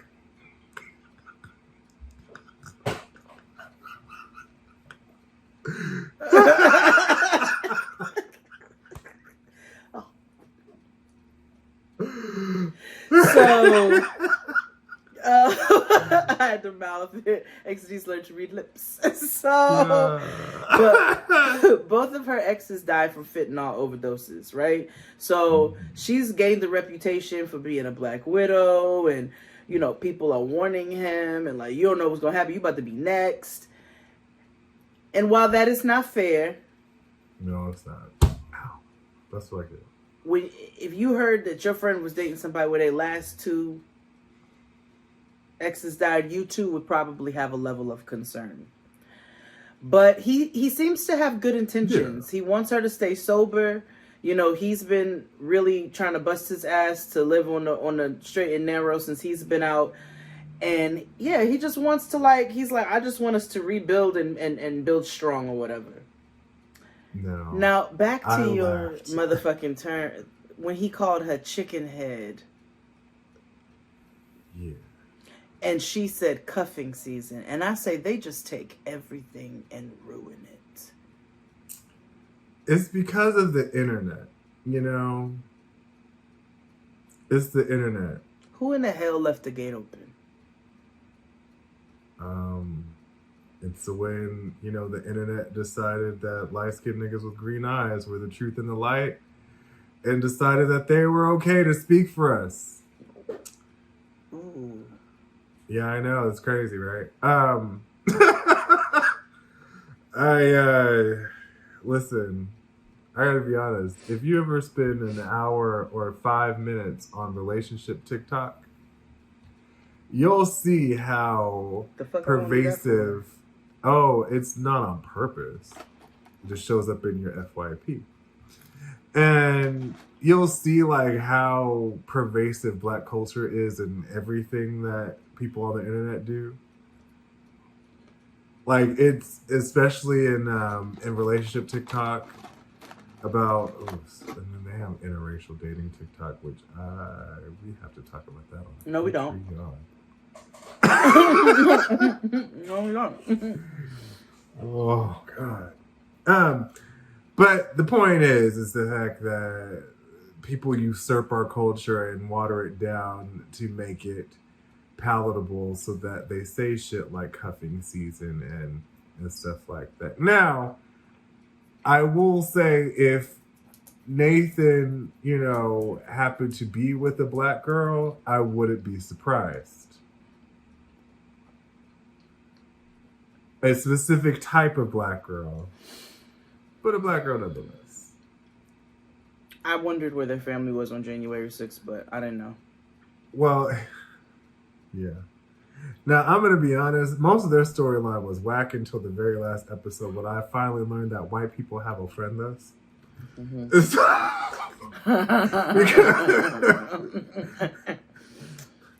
I was like, what is this haunted shit? And it's like a whole like ofrenda. You know, I thought about your grandmother's clowns. Yeah. All right, to buzz through them. Okay, so yeah. Oh, he goes to buy her a ring, and nigga, I scream. He goes to buy her a ring because she gets out of jail the next day, and so he's looking at the jeweler who's selling him the ring, and he's like, "Yo, I'm sorry, I stole your mom's car back in the day." No, she was like, "I know, it's okay." He said, "Your name is such and such?" She said, "Yeah." He goes, "I think I got in trouble for stealing your mom's car back in the day." She goes, "You did." He said, "I'm really sorry about that." She said, "It's okay. People change."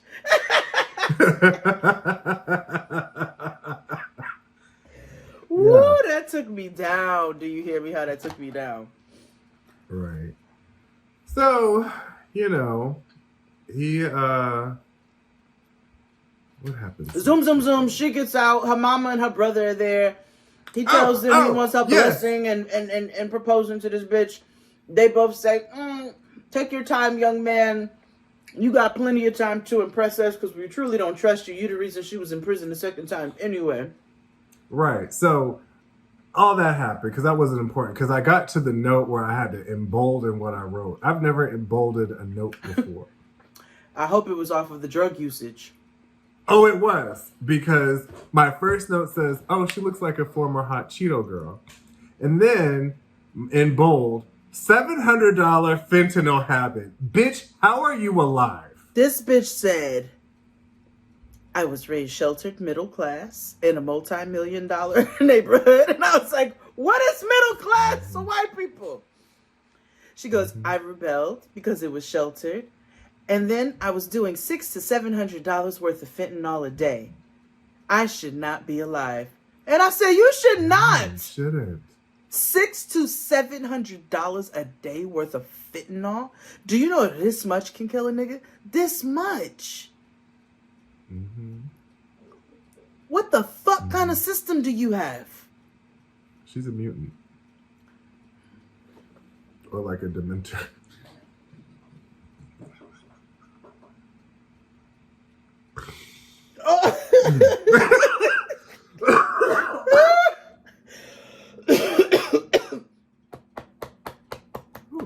Please edit these coughs out, Abe. I'm sorry. So, whatever. Her mother, her brother go on about their business. She and him go to the coffee shop. The girl behind the counter asks her what prison coffee tastes like. I laughed at that as well. It sounds like call center coffee, honestly.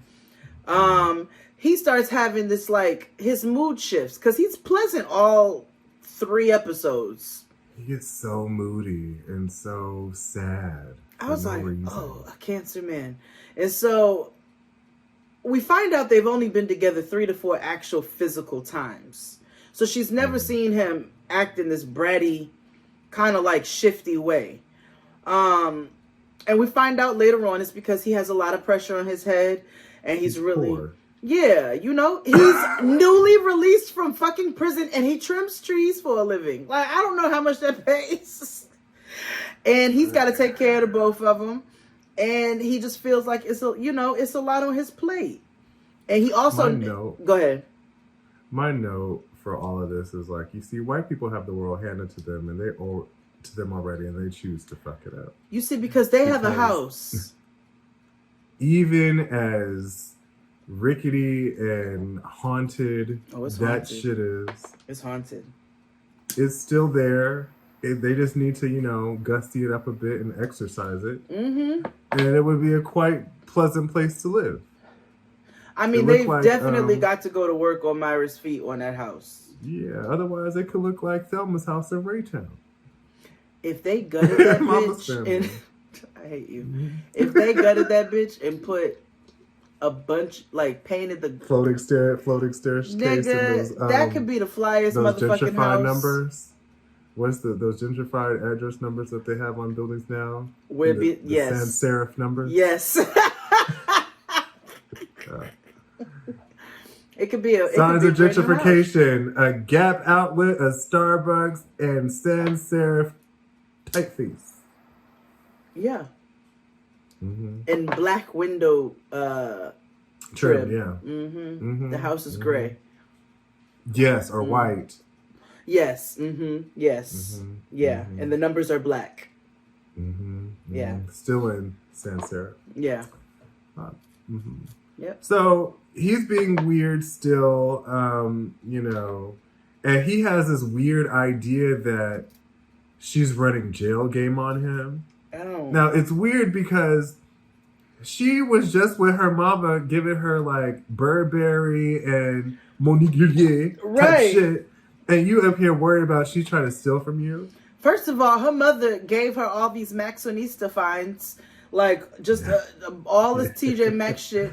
And then when you gave her your gifts, her mother said, oh, he bought you some cute stuff. Tie-dye. Fun. No, she said some fun stuff. Fun stuff. Nigga, you bought her an airbrush t-shirt. Stop it. She ain't running no jail game with you. Right. But the thing was, it doesn't seem like, she calls herself bougie, which, well, white people say that, LOL. Right. But you know, she's into him. And on the way on the coffee, she's just like, you know, hey, you know, I missed you. And she's a little extra, but I think that's just her personality. And I think that's what we got over the phone. So I didn't see what the issue was. She wasn't being anything extra or egregious. And she wasn't giving, now granted, we always get hit with one of those, I've been keeping a secret. But from what I can see, face value, they mesh well together. And I have to say, he took accountability later on. Because he was like, I know I'm not handling the pressure well, and I gotta change my attitude. So they're one of the first seasons in a while where I haven't hated all of the couples.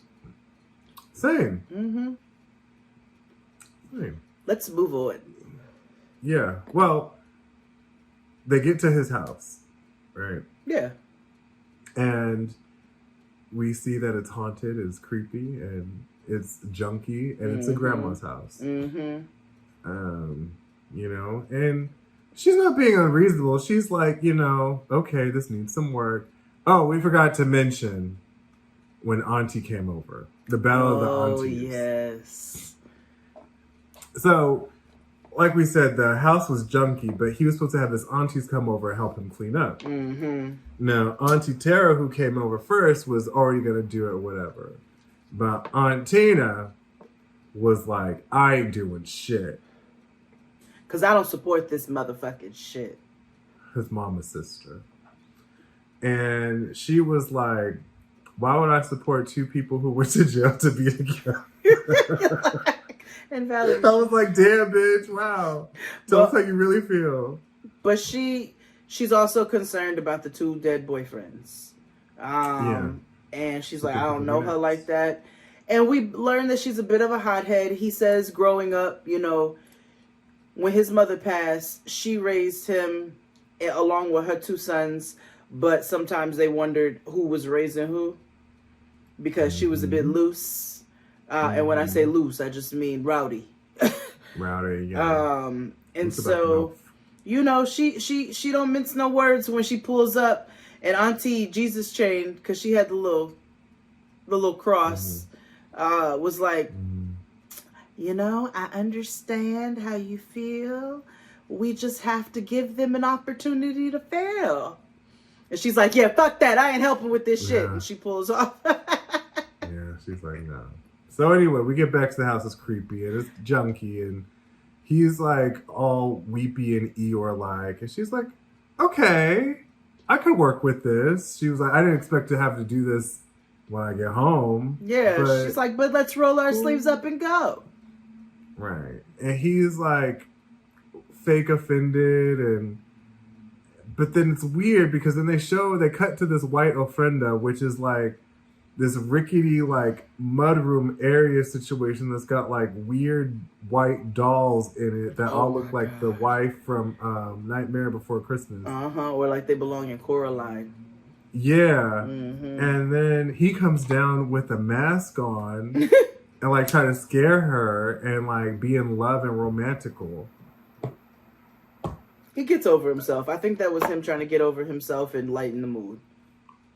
Well, I hope he gets over himself even more so because that shit was crazy. Yeah, his mood shifted stupid. Yeah. That was them. That was them. Let's take a break and we'll be back with more. Let's go with Travis and Ashley, Weeping Willow.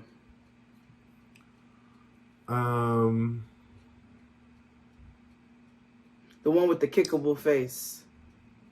Oh, right. Okay, Puffy Tara Reid. Oh my God. So he's getting out in 2 days. We open up with him getting out in 2 days. No, we open up with her falling. We open up with her busting her ass, you're right. And crying about it. She cries through all 4 episodes. She looks like every white girl that goes to a drag brunch. Yeah. And they be trying to be your friend and shit in the bathroom. Get out of here. Yeah. Girl, I'm trying to do coke by myself. So she's an antique and estate fine jewelry purveyor. And he robbed the bank. Yeah. I don't know what to call Travis. I don't have a name for him yet. He's kind of handsome. In a white, like, he's not ugly. Let's just say that. He's not ugly. He looks like a white man. Yeah, so he's not ugly. He could be in a rom-com, you know, he could like Lifetime. Yeah, you know what I'm saying? The scruffy he might be the white one that he might be underdog. The white interest on All Blick. You know yeah, what I mean? Like, exactly. A non-union worker, we'll tell you that. Okay. You know, he's construction worker number 3. Yeah. So she met him through a customer, his sister. And then she slid into his PMs, and they've been together almost 4 years. Slid into the JPay. He gets out in 2 days, and over the last 4 years, she has spent about $80,000 on him. Yeah. Don't know on what. phone calls and commissary. That's about $20K a year. Break it down. Just, she kept him stocked with socks and drawers and oodles and noodles. I guess so. Mm-hmm. Wow. Anyway, she's leaving in 2 days to go see him / get him, but she needs to have a house sitter because she has a dog. For the house that she purchased for them, by the way. Yes. I missed that. Yeah. I did not know that. Mm-hmm. That explains why he thought she was loaded. Yeah. Anyway, okay. Later on in the show. So, her next door neighbor, Marvin, is like her go-to type of house sitter type of thing. But the thing is, Marvin is real weird and creepy and screech looking. Yeah. So and he chews tobacco and smokes cigarettes at the same time. Yes. The Tampa special. Mm.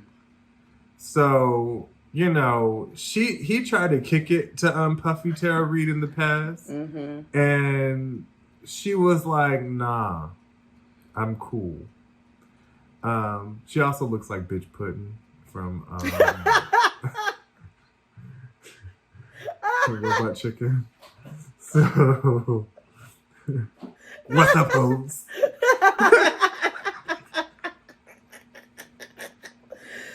Oh, my fave. So, he tried to kick it with her in the past, but she was like, nah. And, Travis was like, he tries to man up. It was like, no, that nigga's weird. He gonna try to, feel up on you and creep on you. And I don't like that. And I don't want you drinking with him and y'all getting loose. Now, she keeps drinking with him because Travis is in prison. And nigga, you're only gonna tell people so much.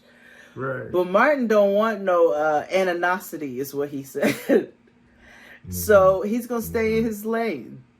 And in true white girl fashion, she's gonna do what the fuck she wants to do, regardless of the request. Which, also, don't ask me not to hang out with people in prison. Yeah, because I don't care. I don't care.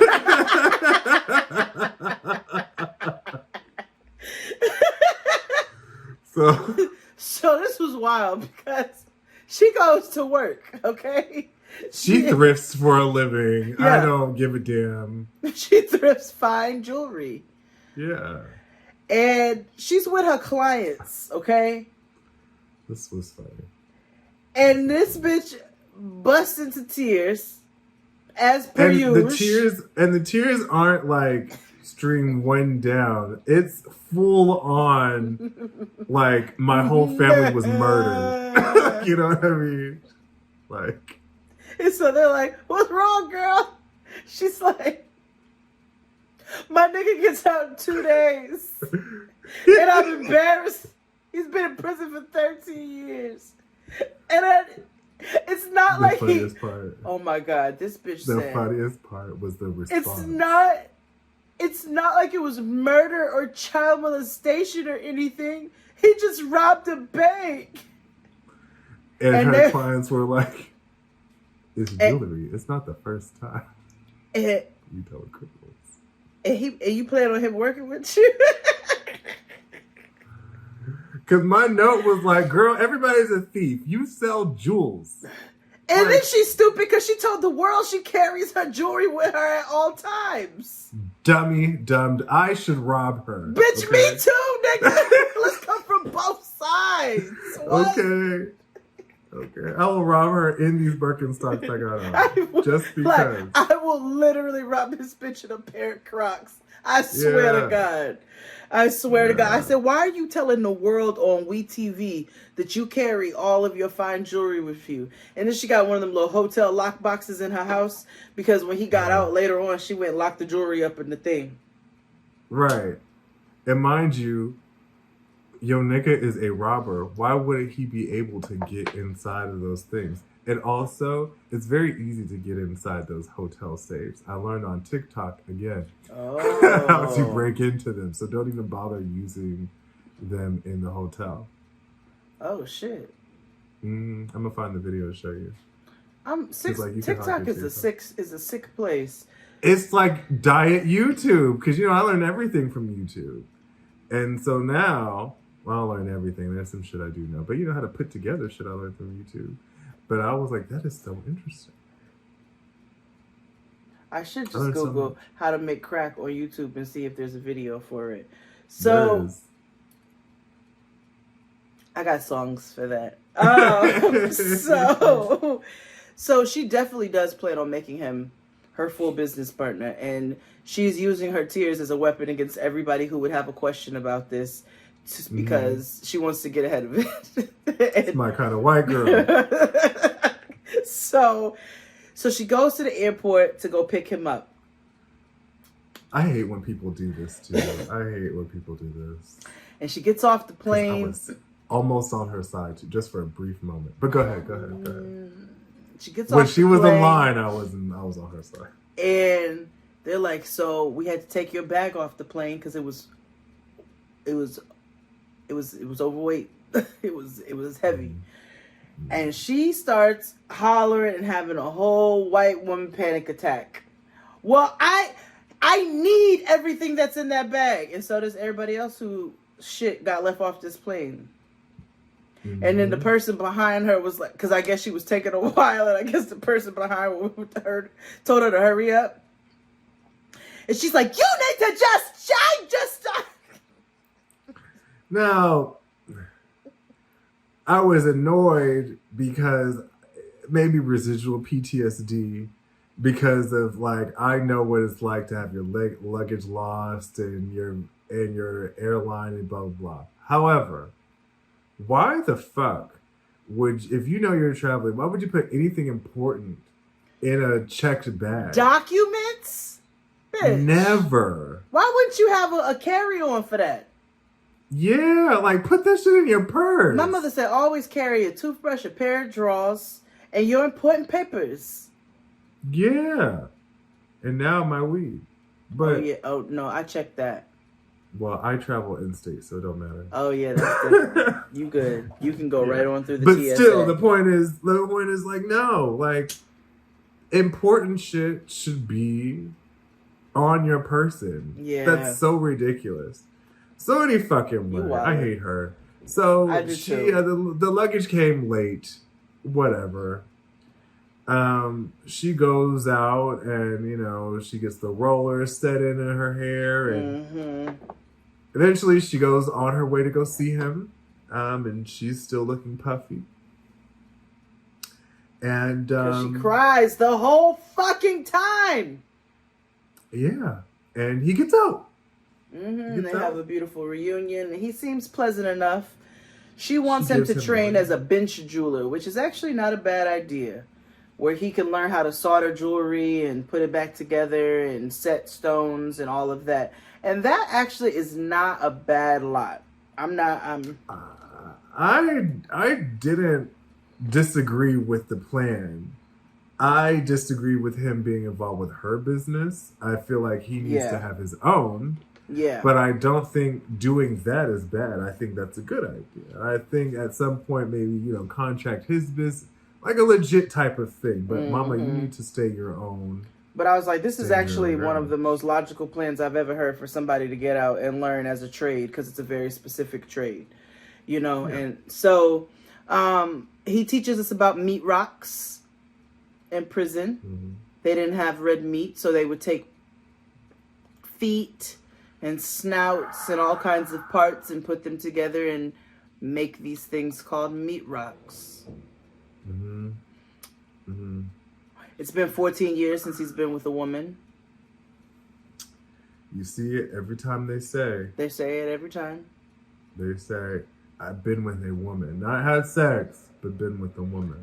Listen, sometimes you gotta do what you gotta do for this day. And she locked that jewelry up and they went to sleep after they made love. Yeah, they was boning in the shower. I was like, ooh, that's a lot of white meat right there. Oh, it was. Like a lot of white meat on the screen. A lot of chicken breasts. Yeah, I was like, I know it smelled crazy in there. And she's up here emotional. It's like, I used to have a slumber party with my best friend that I happen to have sex with every night. Oh my God. It's like, she was having her white fashion blogger fantasy. You know what I mean? Yeah. And And cool. he wasn't like, he's never really lived in Florida or anything like that. So they fly to Florida where she lives. Oh, yes, And yes. That's what I was like, oh, he thinks she's loaded. Because he's looking around and like low-key casing the joint. Yeah. And he was like, Mm-hmm. And the house is nice. It is like a standard Floridian home, but it is nice. Yeah, I could do something with it. They got a pool. He jumps in with all his clothes on. Yeah, and the prison whites, and so does she. Mm-hmm. And in true fashion, he's like, I'm not ready to get married and settle down. He's like, my money is funny, and I'm not trying to be tied down on it just yet. And they hop in the pool with their clothes, and that was it. Mm-hmm. Let's take a break, and we'll go to the next couple. Yeah, hit it, Claude. And we are back. And who would you like to go with next? Let's go with Eris and Cameron. Oh, Cayenne and Scully. Okay. Yeah. So, look up Scully from Snowfall. Go ahead and take a Google real quick. Okay.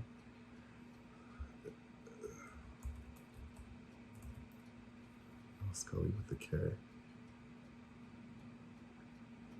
Oh, yeah. And if you watch Snowfall, then you'll really understand. DeAndre Barnes, he be in stuff. And then look up Cayenne, Kiyannne. She is a rapper. Spell it again. Kiyannne.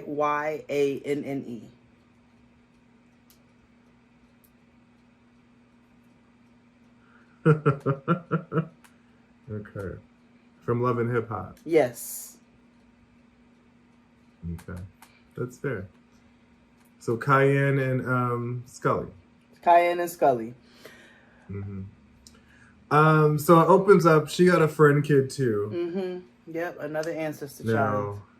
No, not at all. Her child. I don't know if I can say this about a child. No. Okay, tell me. I'm gonna say it and you'd let me know if I could keep this in. Okay.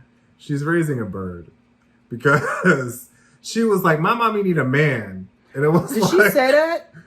Oh, I missed that. She was saying those words, but she was like, my mommy is ready to date and she needs somebody, And that may or may not be true. However, we don't need to be teaching our children. Don't be teaching your children that you need a man. And I'm not saying that you got to be out of here like, fuck niggas, but let's change this narrative a little bit. Yeah, like friend kid again. And the child is smart and intelligent and she's wonderful and everything, but it's always alarming to me when your child is like, my parent needs a woman or a man. It's like, I know your mom got to have a life too, but it's also, it sets the standard for something else. But anyway. Yeah, okay. I take it back.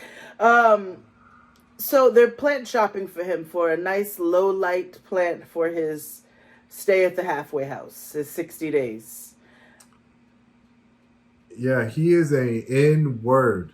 Mm-hmm. He is a rapper and an artiste, and that's why she fell in love with him. Mm-hmm. I want to say that his name is OG Cam, and he is billed out of Cincinnati, Ohio. And she found his music Pundy YouTube. And when she found it, she got all hot and bothered. She became his number one fan, slid into his Facebook DMs. Right. Now, Abe, I don't know if you're able, but if you could find OG Cam from Cincinnati, Ohio's music, and you could put it in here, that would be fabulous. I'm going to try to link the video for you all on the video first. Wonderful.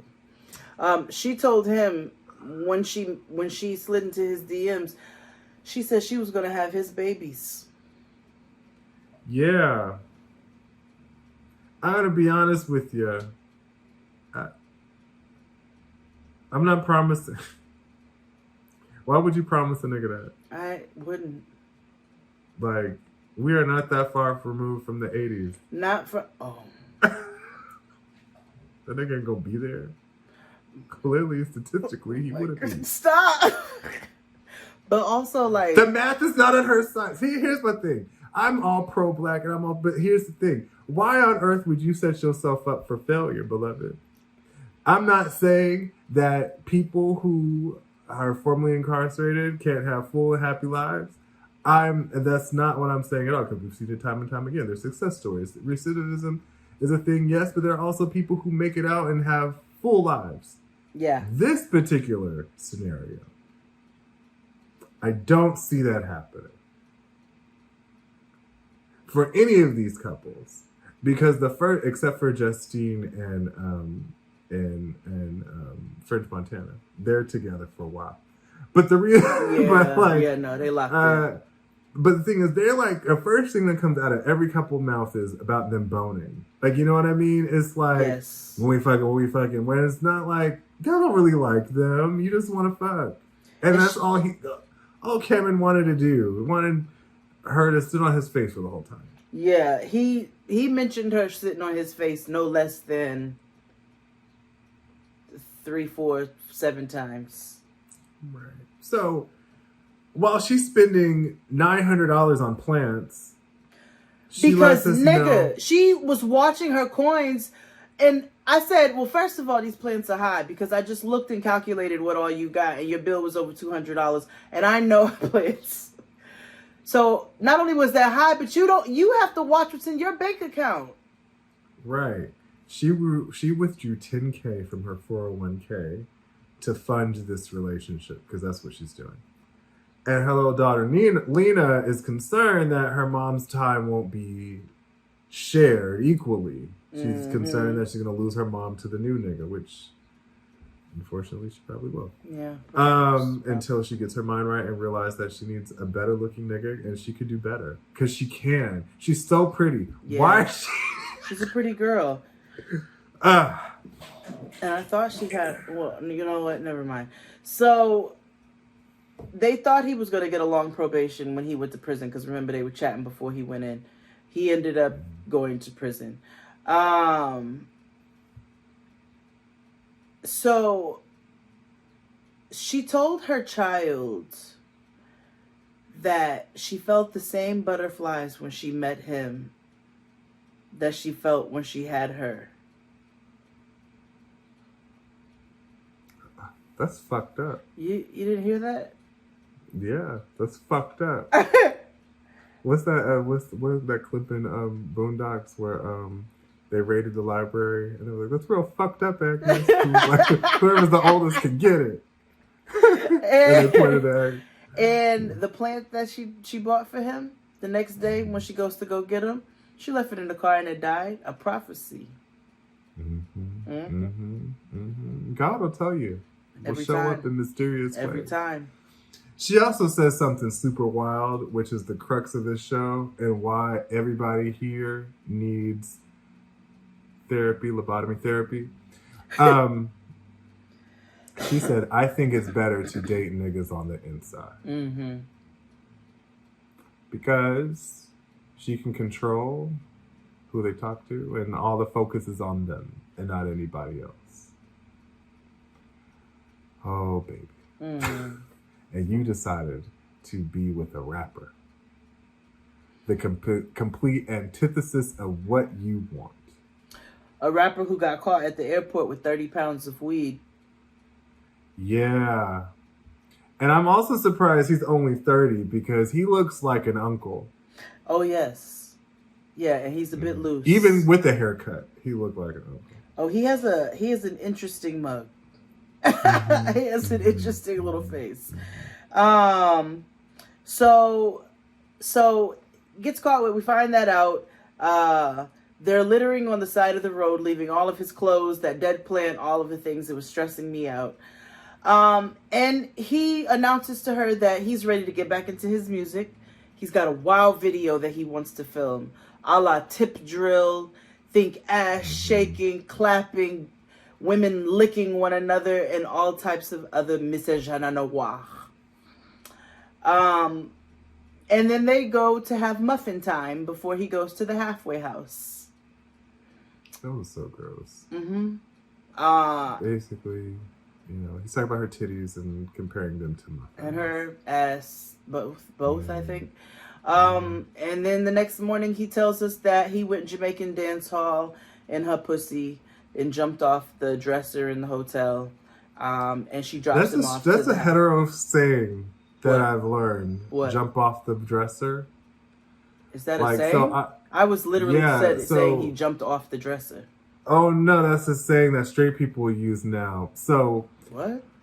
I know, right? So over one of these, I think Thanksgiving, I choose random wormholes to go down, and so there's straight nigga web series, and it's anyway this Fenarios or whatever. He's on Reels and whatever. Wherever niggas get their he's and jollies from, right? Whether it's Facebook or Instagram. Either way, when he talks about boating women, all he says is, "Oh, we jumped off the dresser in that one," and it's like, what? What? You're talking to somebody who follows Big Dyke NYC and has no fucking clue what goes on in the heterosexual world outside of intercourse. That's the extent of it. Me and my nigga, and then they can have the rest of that. I hate Kevin Samuels, the bitch who talks to herself. There's the lady who talks to herself, and like her and her husband, I don't know, she's weird. It's a lady who like talks as if somebody's asking her questions, but she's actually just talking to herself, giving like all of these marriage and what's the word they like to use? Is she the black lady that's bald? I don't know if she's bald, but she's oh man, I feel like she was scamming people and she got caught for scamming people, and now she like does quote unquote podcast kind of content where she talks to the camera as if somebody is like asking her questions about all this marriage advice shit, but it's really her just talking. It's fascinating and bizarre. Is she well? No, clearly not. And she talks about what's the fucking word they always say? Submission and making her nigga sandwich and fucking him even when she don't want to, because men are carnal and women are like shit, like it'd be shit like that. I stumbled upon it on Twitter somewhere by accident, and I hated all 30 seconds of what I watched. You know what I hate about all those pick-me people? Because gays have them too. But it's always like, they always do this for niggas who aren't worth it. And I mean in the sense of like, oh, they ain't shit or whatever, but like, they don't have the money or like the capital, or like, I can understand if you were trying to pull some city girl shit and this is your end game, because when you say I do, that really means I'm done. Mm-hmm. But girl, you doing all this and you're not about to be in like a stay-at-home wife or mom. No, you're still gonna have to go to work, and you're still talking about LOL submissive, because you up here talking about submitting to Craig who work at fucking call centers. So like, I don't understand. You know what I mean? I don't know what these hoes be talking about. I know that. I don't know. We need to become relationship gurus in 2023. Yeah, fuck it, we ball. Why not? Mm-hmm. It's called Stand Up. So, stand up. I'm also coming out with an essay called "Commanding Your Comfort," and this is a law of how to navigate a long-term relationship. I'm gonna tell you what happened. I don't know if you and your husband get into this argument or debate often, but we have a constant debate in our home about pillow composition. Oh, composition. No, we get into it because he be asking me, why do we need this many pillows? Yeah, so at first it turned into that. That was year 2 of us living together. No, this is year now 1700. We're at year 5 of living together. Oh. And now the question is position of pillows and the type of pillows and why you have these X amount of pillows, these types of X amount of pillows, and I don't. Therefore, whatever. So one night, as an earth sign, you make it a point to build your fortress of solitude, right? In the bed, Yes. You make sure your snacks is in an optimal, reach of your arm length, and the remote is always in sight. And, if you're using Apple TV, your phone is right next to you just in case you lose the shit in the bed, or you can use your phone. Mm-hmm. All that. We make sure we set up our comfort. Yeah. Optimally. Optimally. Here comes this nigga from doing whatever. Just moving shit. And he's like, I can't get comfortable. Why are you always comfortable? Or why do you have this light up? I'm like, well, if you would have asked if you wanted this pillow, whatever, you should have asked. You should have commanded your comfort. And this is what I'm telling people. You have to command your comfort. You have to stand your ground and create a boundary in a relationship about what you want to do in the bedroom. Not intimacy, like sexually, but intimately. To command your comfort, because you need to command your inner solace and sanctity and happiness, right? Command your comfort. And you could be over there and be like, my pillow, that's none of my concern. You should have thought about that. Maybe you should go buy another pillow. Of your choosing, you know what I mean? Command your comfort. Everybody, you have to command your comfort in your relationship. It's not passive. Because otherwise they'll take your pillow away from you. No, they won't. I'm just saying, like when we first started living, I had to learn how to become side agnostic because they like to switch sides. And then I had to command my comfort. I had to command my comfort, and I said no. I'm side verse. This is my side. Oh no! Listen, I don't believe in that shit. Versatile shit in the bed. Oh no, I'm side verse. I know y'all like to pretend like it doesn't exist, but it does. Have to restore the it exists. We exist. Side versation.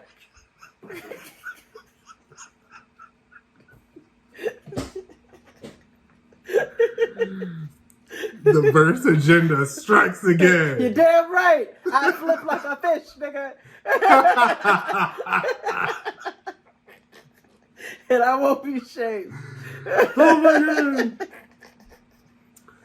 Anyway, let's finish this couple. They're done. So, we're done with them. She dropped them off at the halfway house. It's a wrap.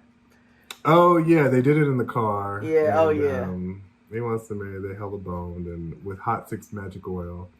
And that was them. Mm-hmm.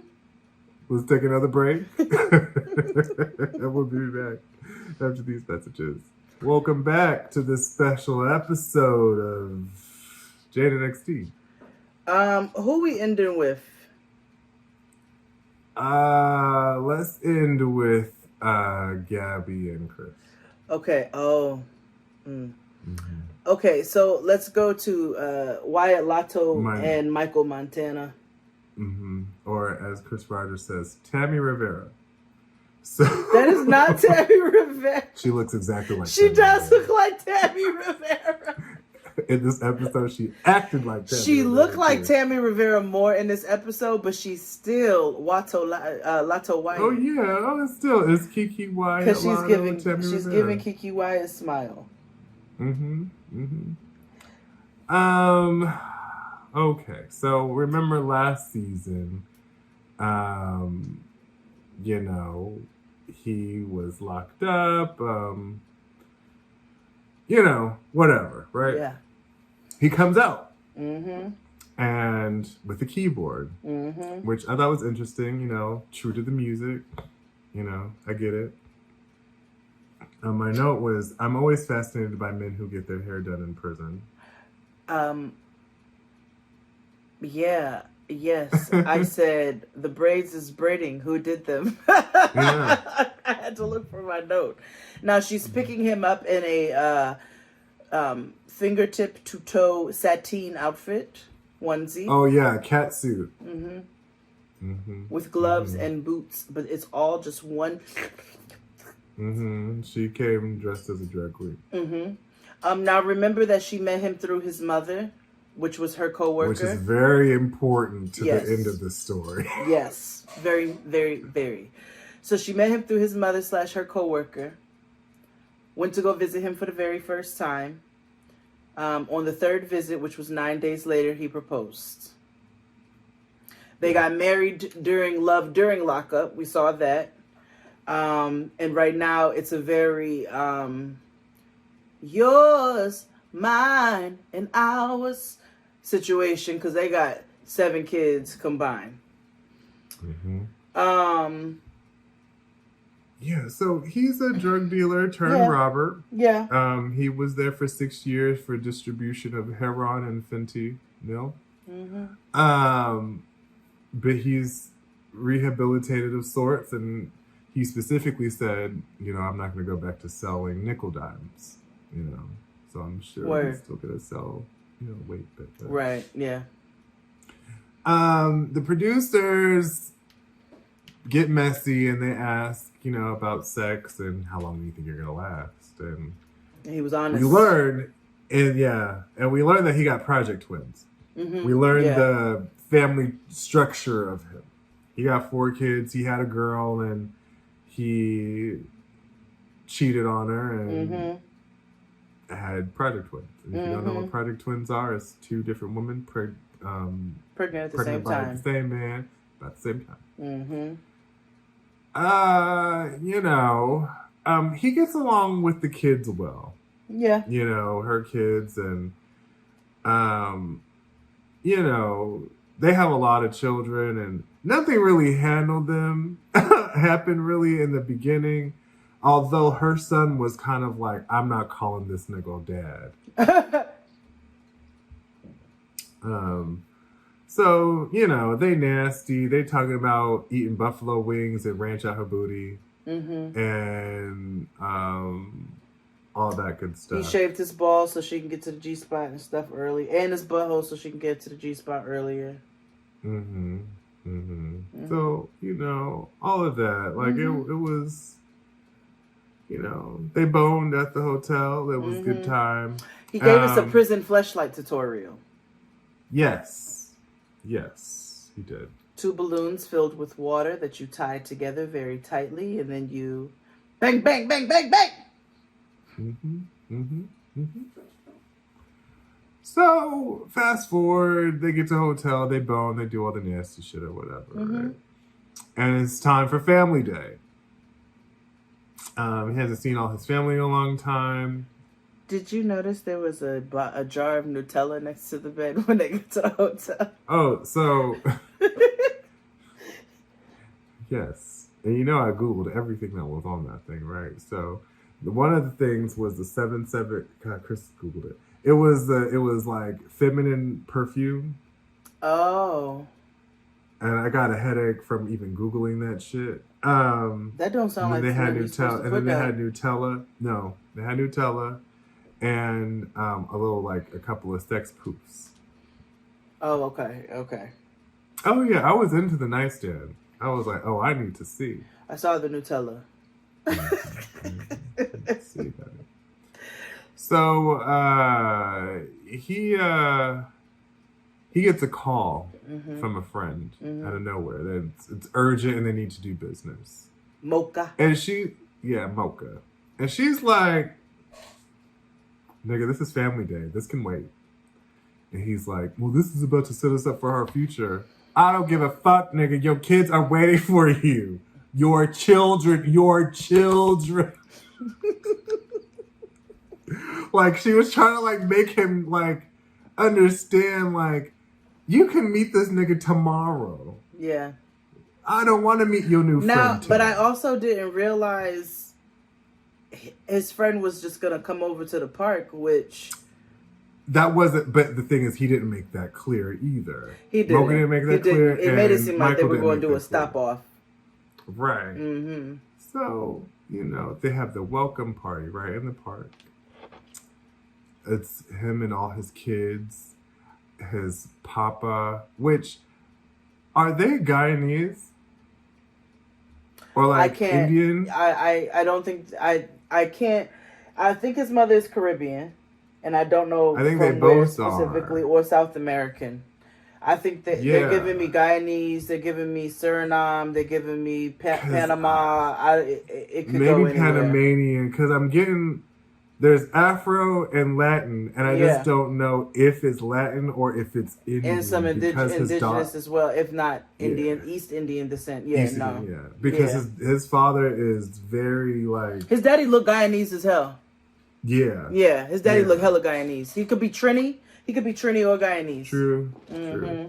So, anywho, this nigga Mocha show up. And you would have thought he got out of jail. Because his mama was like, oh, Mocha!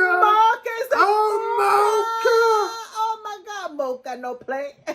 Okay. And Justina's like this. And it's pity that y'all look like idiots. Idiots, yeah. So, here is where shit takes a turn. Everybody loves him, Mocha, whatever, and she's being stank. Like, I mean, she had at that point. I was like, Justine, girl, get over it, girl. Yeah. So then she goes and has a one-on-one with his mama, and it's inappropriate because they used to be friends, And she's like, "Are you pregnant yet? Because you was, having a night last night." That's weird. You asked him about the sexual proclivities of your son, sicko. And Lotto Wyatt was like, you really want to talk about this? Yeah, that's weird, gross. So while she's doing that, he's trying to have a heart-to-heart, you're always on the road. And with his father. And they cry and hug it out. Meanwhile, his mama says some wild shit. Child! She goes, Melody, his daughter, wants, she's like 16, 17, and, she wants a tattoo, she wants piercing, typical rebellious teenage shit. And Justine was like, yeah, I'm going to go with her and get it. And his mother had a conniption. Not my family. You don't raise that. And... So, the thing is, what really made it out of pocket was that his mother approached her on some, well, you're going to have to respect how the kids are raised. And she's like, what you mean? And she's like, oh, well, my granddaughter don't get no tattoos and piercings and wah. Your daughter... You let your daughter do that shit. That shit's wild to me, but not my granddaughter. And it was very like, you coming out the gate to shame me about how I raised my child. Like, you volunteered to come forward at me about the way that I raised my child. But you just wanted to talk about my pussy. And all the while, that daughter that she's talking shit about is right there. The whole time listening. Like, the young girl is there and she's trying to keep it cute. And she seems like a sweet young girl. She's like trying to smile through the awkwardness of it all. And it was really out of left field and really out of pocket for her to come at her with the way that she has decided to raise her children. Right. And I understood why she got mad the way that she did. Because what you're not going to do is sit up here and dog my mothering skills and lightweight be shady to my child. To put your family on a pedestal, and then you came out of nowhere doing that shit. Because I didn't even come at you like, oh well, your granddaughter came and said she wanted to get a tattoo, so I'm gonna take her. It wasn't even some that you came to me with this shit. Fuck out of here. And was like, I'm gonna support her because her thing is like, I don't want my daughter, and I love this moment because she was like, Melody is my daughter. You know what I mean? The stepdaughter. Like, she's like, this is my daughter. And if we decide to go do it, bitch, I'm still going to do it. I'm going to talk to her father about it. I'm going to talk to her father. And why would you think that, like, I don't know. That's so strange. I guess her mother and family is, like, needs to understand the lessons of reigns and because they take care of the children and stuff like that. I get that. But also... But that ain't it. That ain't it. And two, don't insult another child. Don't insult the child, period. And number three, your girl's gonna get it done if she wants to or not. I would rather go with Noah than her go sit up in Macy Gray's basement and she tattoos her with a motherfucking wire hanger. I'd rather that. Exactly. Fuck up. Like, stop. Exactly. So, so we've already seen his sister's antics during lockup. So now that it's gotten a little heated, she's talking to her daughter about this, and his sister comes to approach her. We need to step to the side and have a conversation. So she want to come in her face about the way that she disrespected her mother. And Justine's not backing down. She's like, she came at me about my kid, and she came at me all the way wrong. And until that's rectified, my mood is going to stay right the motherfucker right here. And I don't care nothing about it. She's like, you talk to your mother how you talk to your mother. That ain't my mother. That is another grown woman who came at me crazy about my kid. It's fair game at that motherfucking point. And agreed. Oh, yeah. Agreed. And Michael Montana came to his wife's defense. Him and his homeboys got biblical. Yeah. They did. The Bible said you got to put the wife come first. Your family, you chose your family. So they did. They got biblical. But he didn't handle it in a nasty way. No. I appreciated actually this entire trajectory of how he handled this. He came to Justine's defense. He called his mother out for how she was wrong, but he did not disrespect his mother. No. He tried to de-escalate the situation. And then when they got home, he spoke to Justine privately about how he wished she would have handled it, as opposed to making her feel isolated or attacked even further at the family thing. And I appreciated the way that sequence of events happened. Mm-hmm. Because that's one thing with me and Tristan, we like, I'm gonna have your back, but we gonna have a conversation at some point if you're wrong. And that's on either account, right? But when we're in public, we're a united front. I'm not gonna sit up here and dog you out in front of a group of people. And so he didn't even dog her out. He came at her later on and was like, it was my welcome home day. It was my reunion with everybody, and I just wish maybe you wouldn't have let it get so rah-rah. I understand why you upset. I wish you wouldn't have let it get so rah-rah because of where we were at. But I get it. And she wasn't trying to hear it. And he said it. He was like, you ain't trying to hear me right now. Like, you mad, so we're going to talk about this later, I guess. Child. So I agreed, of how he did very well with handling the situation. His mother is off her rocker and needs to get some business about herself. She needs to remember I put them together. I can rip them apart just as easy. I don't like that kind of stuff. That's weird. I don't like that kind of stuff. I understand being protective of your family and being ready to go if they need you. But for people who just be stepping all in and having opinions and you need to get the fuck out of here with that. That's not even necessary. Exactly. Exactly. But that was them. Let's take a break. Final break, y'all. Final one. And we'll be back with more Love After Lockup. Hit a clock. And we're black. I saved them for the end because I hate them the most. Oh, Young Thug and the Puerto Rican Princess? I know we're not supposed to say this word, but she looks crazy. Oh.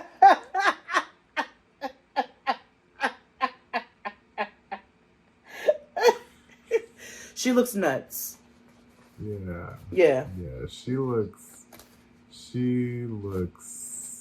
That don't look good. Her little BBL is not as bad as some other ones that I've seen. Yeah. But her lip job and all that, you look nuts. And your friend who did it, who does your work, looks crazy. Truth be told. So, Gabby and Chris, right now, we've seen them before, actually maybe a year or two ago. Or no, last Love year. During Lockup. We saw him Love During, but we saw him at Love Life. No, it was Love During Lockup. Oh, it was Love During as well. He was still locked up. Oh, that's and right. He couldn't get out, right? So, if you don't remember, Gabby is the Puerto Rican princess, and she's with a nigga that's Young Thug.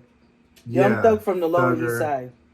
Yeah, which that's interesting, but I guess night No. chick places you where they can. Yeah, I'm like, no, it's actually quite fitting, Yeah. actually. Because I'm gonna tell you, them projects on First Avenue, those or Second Avenue projects, those are nice. I know exactly where they live. Yeah, same. My family is from the Lower East Side. Yeah, I used to work over near Henry Street at So, Yes, you worked right over there. Yeah. So, did I ever tell you this? I'm sorry. No, Because I don't like these people. I know. I told you. Well, my family's from the Lower East Side, and so Claude actually one day we found the connection that Claude's mother and my aunt are like really close friends. Like they're still, they go to lunch and everything. So, and it's all because my aunt messaged me one day and was like, "How do you know Claude Kelly?" And I was like, "Oh, that's my homie. Like that's like fam." And she was like, his mother is like one of my closest friends. I was like, really? I don't know my aunt's friends. I don't be over her house like that. So I was like, really? I didn't know that. And she was like, yeah. She was like, Claude, I've known Claude since he was a little boy. And I'm like, you know how it is with aunts and stuff like that. So I mentioned to him in passing. My aunt said she remembers you from when you was a little boy. But a lot of times it'd be like, we don't remember them people. Yeah. Claude was like, who's your aunt? So I said my aunt's name. And he was like, stop. So he calls me. He's like, so do you know such and such? And I said, that's my great-grandfather. And Claude goes, that is the first respectable example I had of a black man in the neighborhood. He was like, I know your cousins. I know your aunt. I know. Just didn't cross paths, but isn't that crazy how that happens? Wow. But I say all that to say Lower East Side connection. Right. Okay. So this opens up with her going to get her asshole bleached and her coochie tightened. Yeah. Because she wanted it brand new for when he comes home. Now, if this nigga been locked away for how long? You said you ain't had sex in 5 years. I don't understand why you need to go get a coochie tightening. Right. But all she needed to do was just sit in a hot bath. Girl, some Kegels. It does it on its own. Exactly. It snatches it right up. Girl, I know. So also, it does it on its own, whether you fuck it every day or not. Right. It is a clam. It is self-closing. So in an oven. Self-cleaning. Yeah. Wash your coochies, though, please. Yes, with just regular soap and water. You don't need anything else. Not even soap. But anyway. Yeah. Well, you know what I mean. We're not going to have this conversation right now. So. Just saying, sometimes. And do not use Summer's Eve. But anyway. No. Oh my God. So. Turn your yam into like chicken cutlet. Shut up. I have a funny story about Summer's Eve, right? So. But like, why does my pussy smell like jasmine? What? Right. So, I used to. Ooh. Okay. Yep, you had so, to think that, didn't you? When I used to live in, I had an apartment. I had a bunch of gay roommates, like I always did. So, one of my roommates brought home a Summer's Eve because they were about to have, a good Saturday night. And so my roommate was like, girl, what you doing with this? And was like, I'm about to, prepare for my evening. And so my other roommate was like, how much you spent on this? And he was like, it was expensive. He went to like Rite Air or whatever. He was like, okay.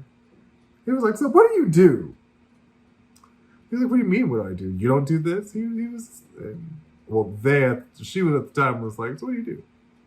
So he went through the thing and he was like, look at the back of the packaging.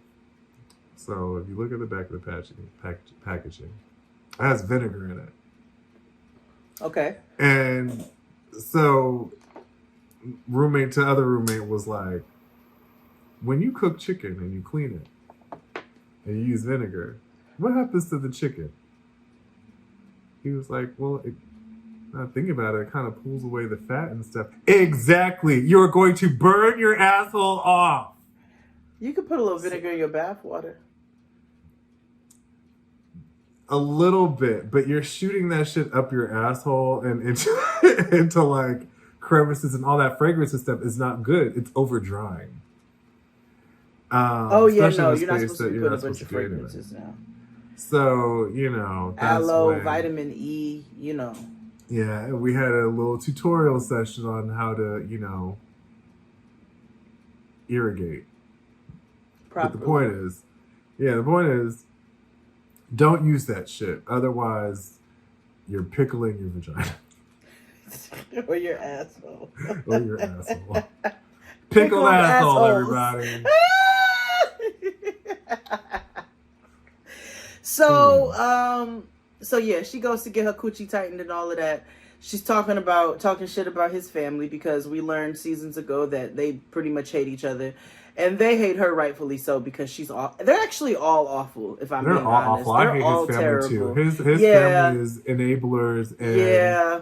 No, his sister was more tolerable, but then yeah, no, they're all everybody. They're enablers. The mama with the phone. The mother is a problem. She's a problem. So we find out, which we found out before, that he got a settlement from Rikers for. I mean, he wasn't at Rikers. Where was he at? Mm-hmm. He was at Rikers. Okay, he got a settlement from Rikers. That's right. They transferred him upstate. He got a settlement because the guards beat him. Mm-hmm. So he gave a bunch of money to his mom, his dad, and then he gave $60K to Puerto Rican Princess. Mm-hmm. So she has since gotten a bunch of plastic surgery and all kinds of things done. And she looks like a cat now. She's not shy about letting us know all of the things that she's gotten. Mm-hmm. So in the first episode, she picks his mom and his sister up. Her attitude is stank as fuck. Mm-hmm. Well, that's because her pussy was hurting. Her pussy was hurting, and she had an ice pack on her coochie the whole time, and had to tell his mother and his sister why she had an ice pack on her coochie.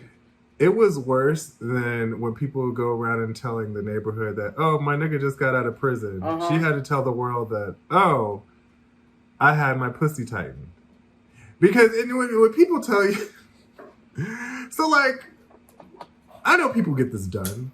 And, you know, especially like a mommy makeover and shit like that. I'm not here to govern what people do with their bodies. What my question is you know that your nigga is about to come out of prison and won't have any opportunity readily available to him as you would as someone who's may or may not have not been to prison before, I'm assuming. Mm-hmm.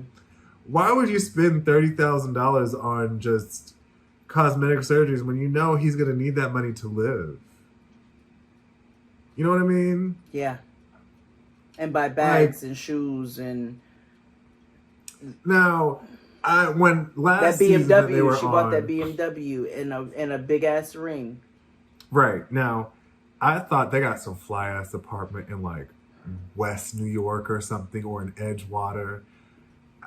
Mama opened that door. Because, you know, I judge everybody by the door that they got in the hallway. I was like, that hallway don't look like it's luxury. Her apartment wasn't bad though. It wasn't bad. I'm not saying her apartment was bad. Looked like a I'm interested in where did this money go to? It could have just, if it went all to her face, that's really sad. Yeah, I think it went primarily to that car and her face and her her material belongings. So her mom is talking about his reaction to her plastic surgery and how he's not gonna like none of the work she's gotten done. And we find out later he don't.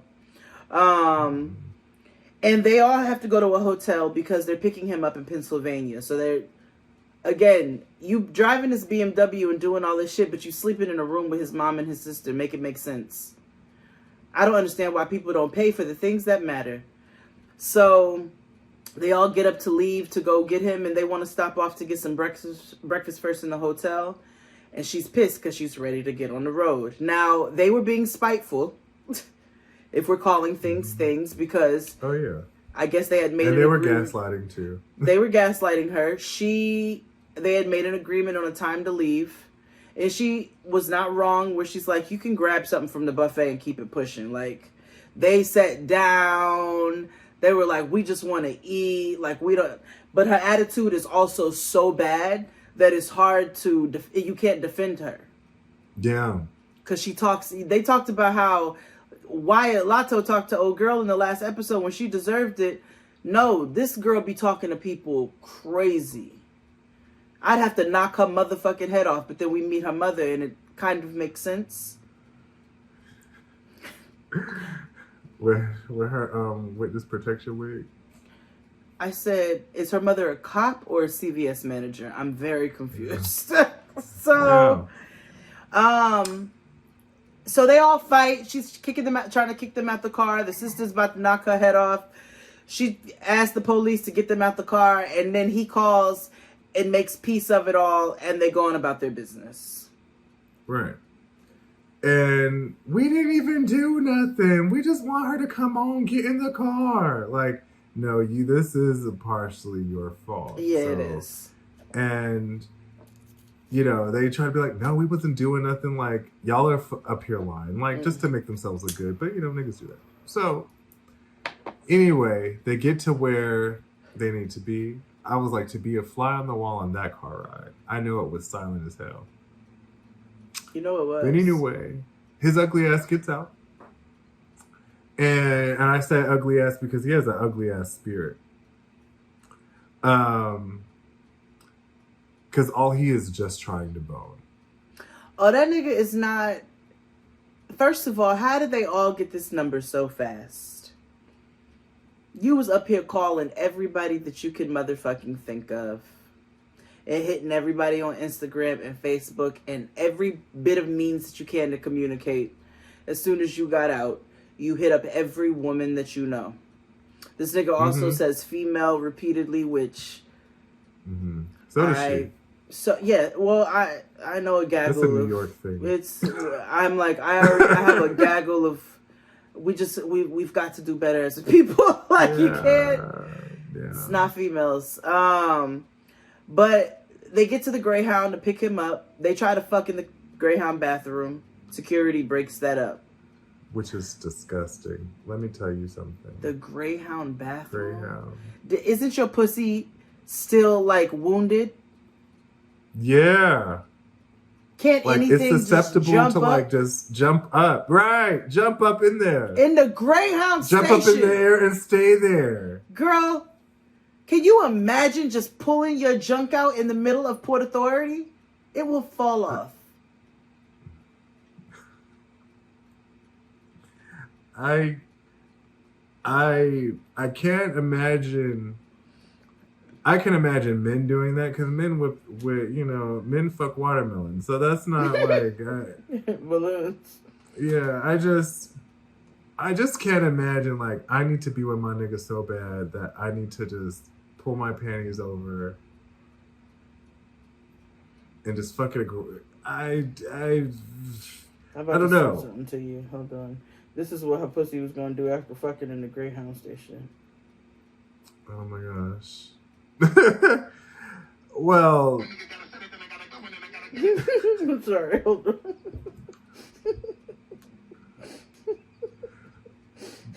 Oh my God, Jade. I can't even put this anywhere. Yes, you can. You can. I can't put this in on the internet. You can't put it in the video. Why?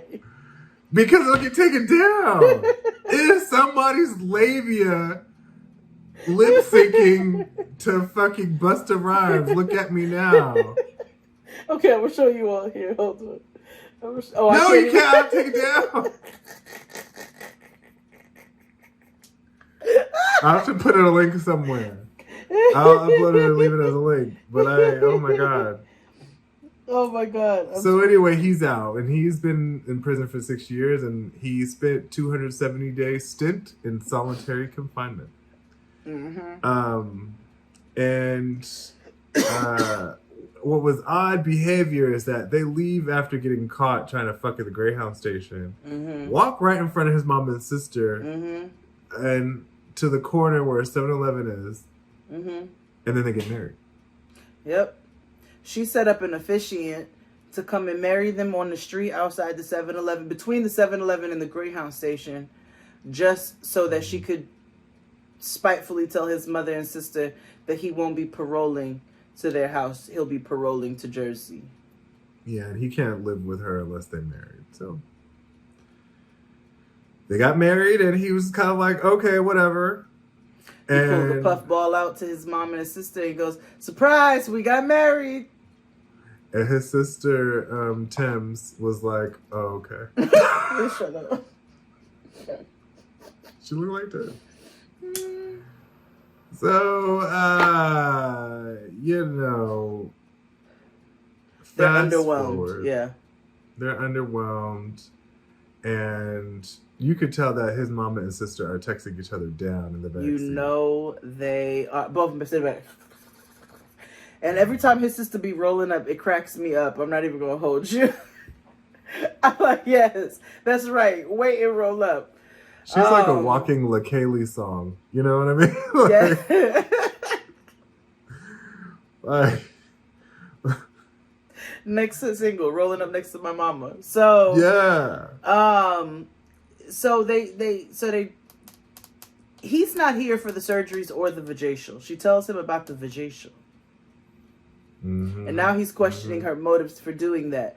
Which, as the episode continues on, and really before, he has zero right to question anything about anything she's doing. But she got secrets. Oh, yeah. They both moving sus. Yeah. She got secrets, and she keeps telling us that there's more to the story, and we don't know. Hold that thought. Who is it? Oh, okay. How you doing? Hello. Are you peaceful? Oh, thank you, Judge.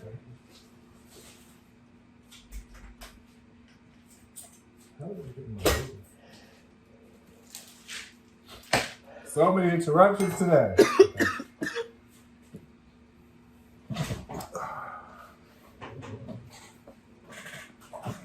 Sorry. Oh, you're fine. Okay. Any damn way. They bone after they drop his mama and sister off somewhere in the Lower East Side. After 12 minutes, she comes back. Yep, and her pussy hurts. And she's like, Ellie, you know, my pussy hurts. And I'm like, well, that's what happens when you make it virginal again. You know, it takes a while. And then you fuck. I hope 12 minutes was worth it. Right. And 12 minutes is actually a decent amount of time. Well, I know we have to consider the time that they had went to the location, came back, and all of that. But he just got out, so yeah, 12 minutes is pretty decent. And you did all that for 12 minutes of fun. Yeah, that's what you get. We learn about white lightning hooch.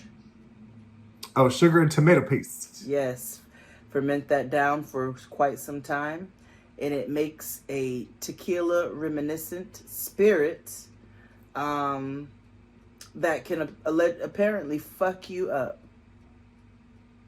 Yeah. So she goes to see her mama. And she, like I said, she got her witness protection wig on. And she tells her mama that she got married. And she's like, ugh, this is dumb. She was like, are you stupid? She's like, it's going to end. And flash to the first season that she was on. And they brought up the fact that he was creeping with other bitches from, you know, from the jail. Yeah. Now, she gives her mama some weird envelope, and we don't know what it is. And I'm sure we won't find out till the end of the season because they're like that. I hate it.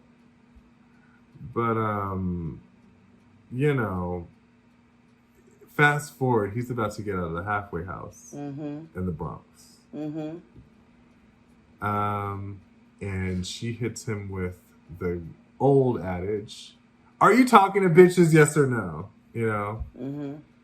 And of course, he skirts all over this. What do you mean? Like, they're my friends, they're the females, and they're talking, and they're my friends. And Now, mind you, she pulls the phone bill to look at every number that he's been talking to. And it's not like quick messages. It's 35 minutes, an hour, 40 minutes, 26 minutes. They're substantial amount of time to these people. Mm-hmm. And, you know, he's just kind of like, they're my friends. And she's like, yeah, okay. So, the day of the release of the halfway house, his brother and mother are there to pick him up. Which in reality, they're just standing in front of the building and going to take him on the train. Yeah. But, Gabby's supposed to pick him up. And she was like, no, I'm good. Why? Because you keep texting and calling other bitches. And I don't feel like I deserve to go down there. You deserve me to pick you up. She said, you a grown man. You got grown man minutes to make these phone calls. You can take your grown ass on the train. Right. So... his mama got him a burner phone, well, another iPhone, and instructs him to only use that phone because she don't want her in their business. But when I tell you the funniest part of this whole exchange was the fact that they legit got on the D train. They did. Like, they are filming from the They're D. on the D. Like, I have been on that train. On the D. On the D. And he feels that he needs to do right by her. And his mama and brother are like, fuck that bitch. So... I'll introduce you to some people. Yeah. And so he gets all the way to Jersey, to the New Jersey Transit stop. And she's like, I'm still not coming to get you. Because I guess it's walking distance from the train. Mm-hmm. So he must have really fucked up really bad. Or, well, no, she did. Because why are you hitting up other bitches? You know what I mean? Like, it's supposed to be you and me. But that's where we are now. In the grand scheme of things in this fucked up universe. Woo! I have a lot more hope for this season than that love during. I realize the love durings are only setups, though. Right. And keep in mind, in 3 more weeks, we have Love After... Love After Lockup. Life After. Life After Lockup coming back. Mm-hmm. So, and Justine and them on that. I think Michael gets indicted. Thanks. So, yeah.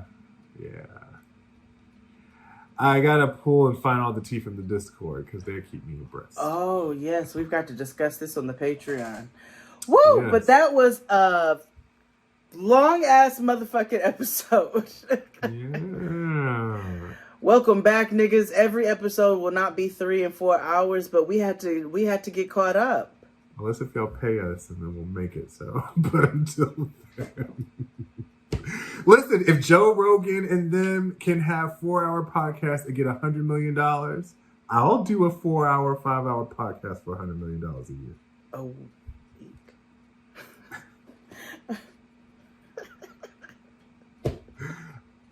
Thank you all for listening, everybody. We'll see you all next time, and hit us up on Patreon.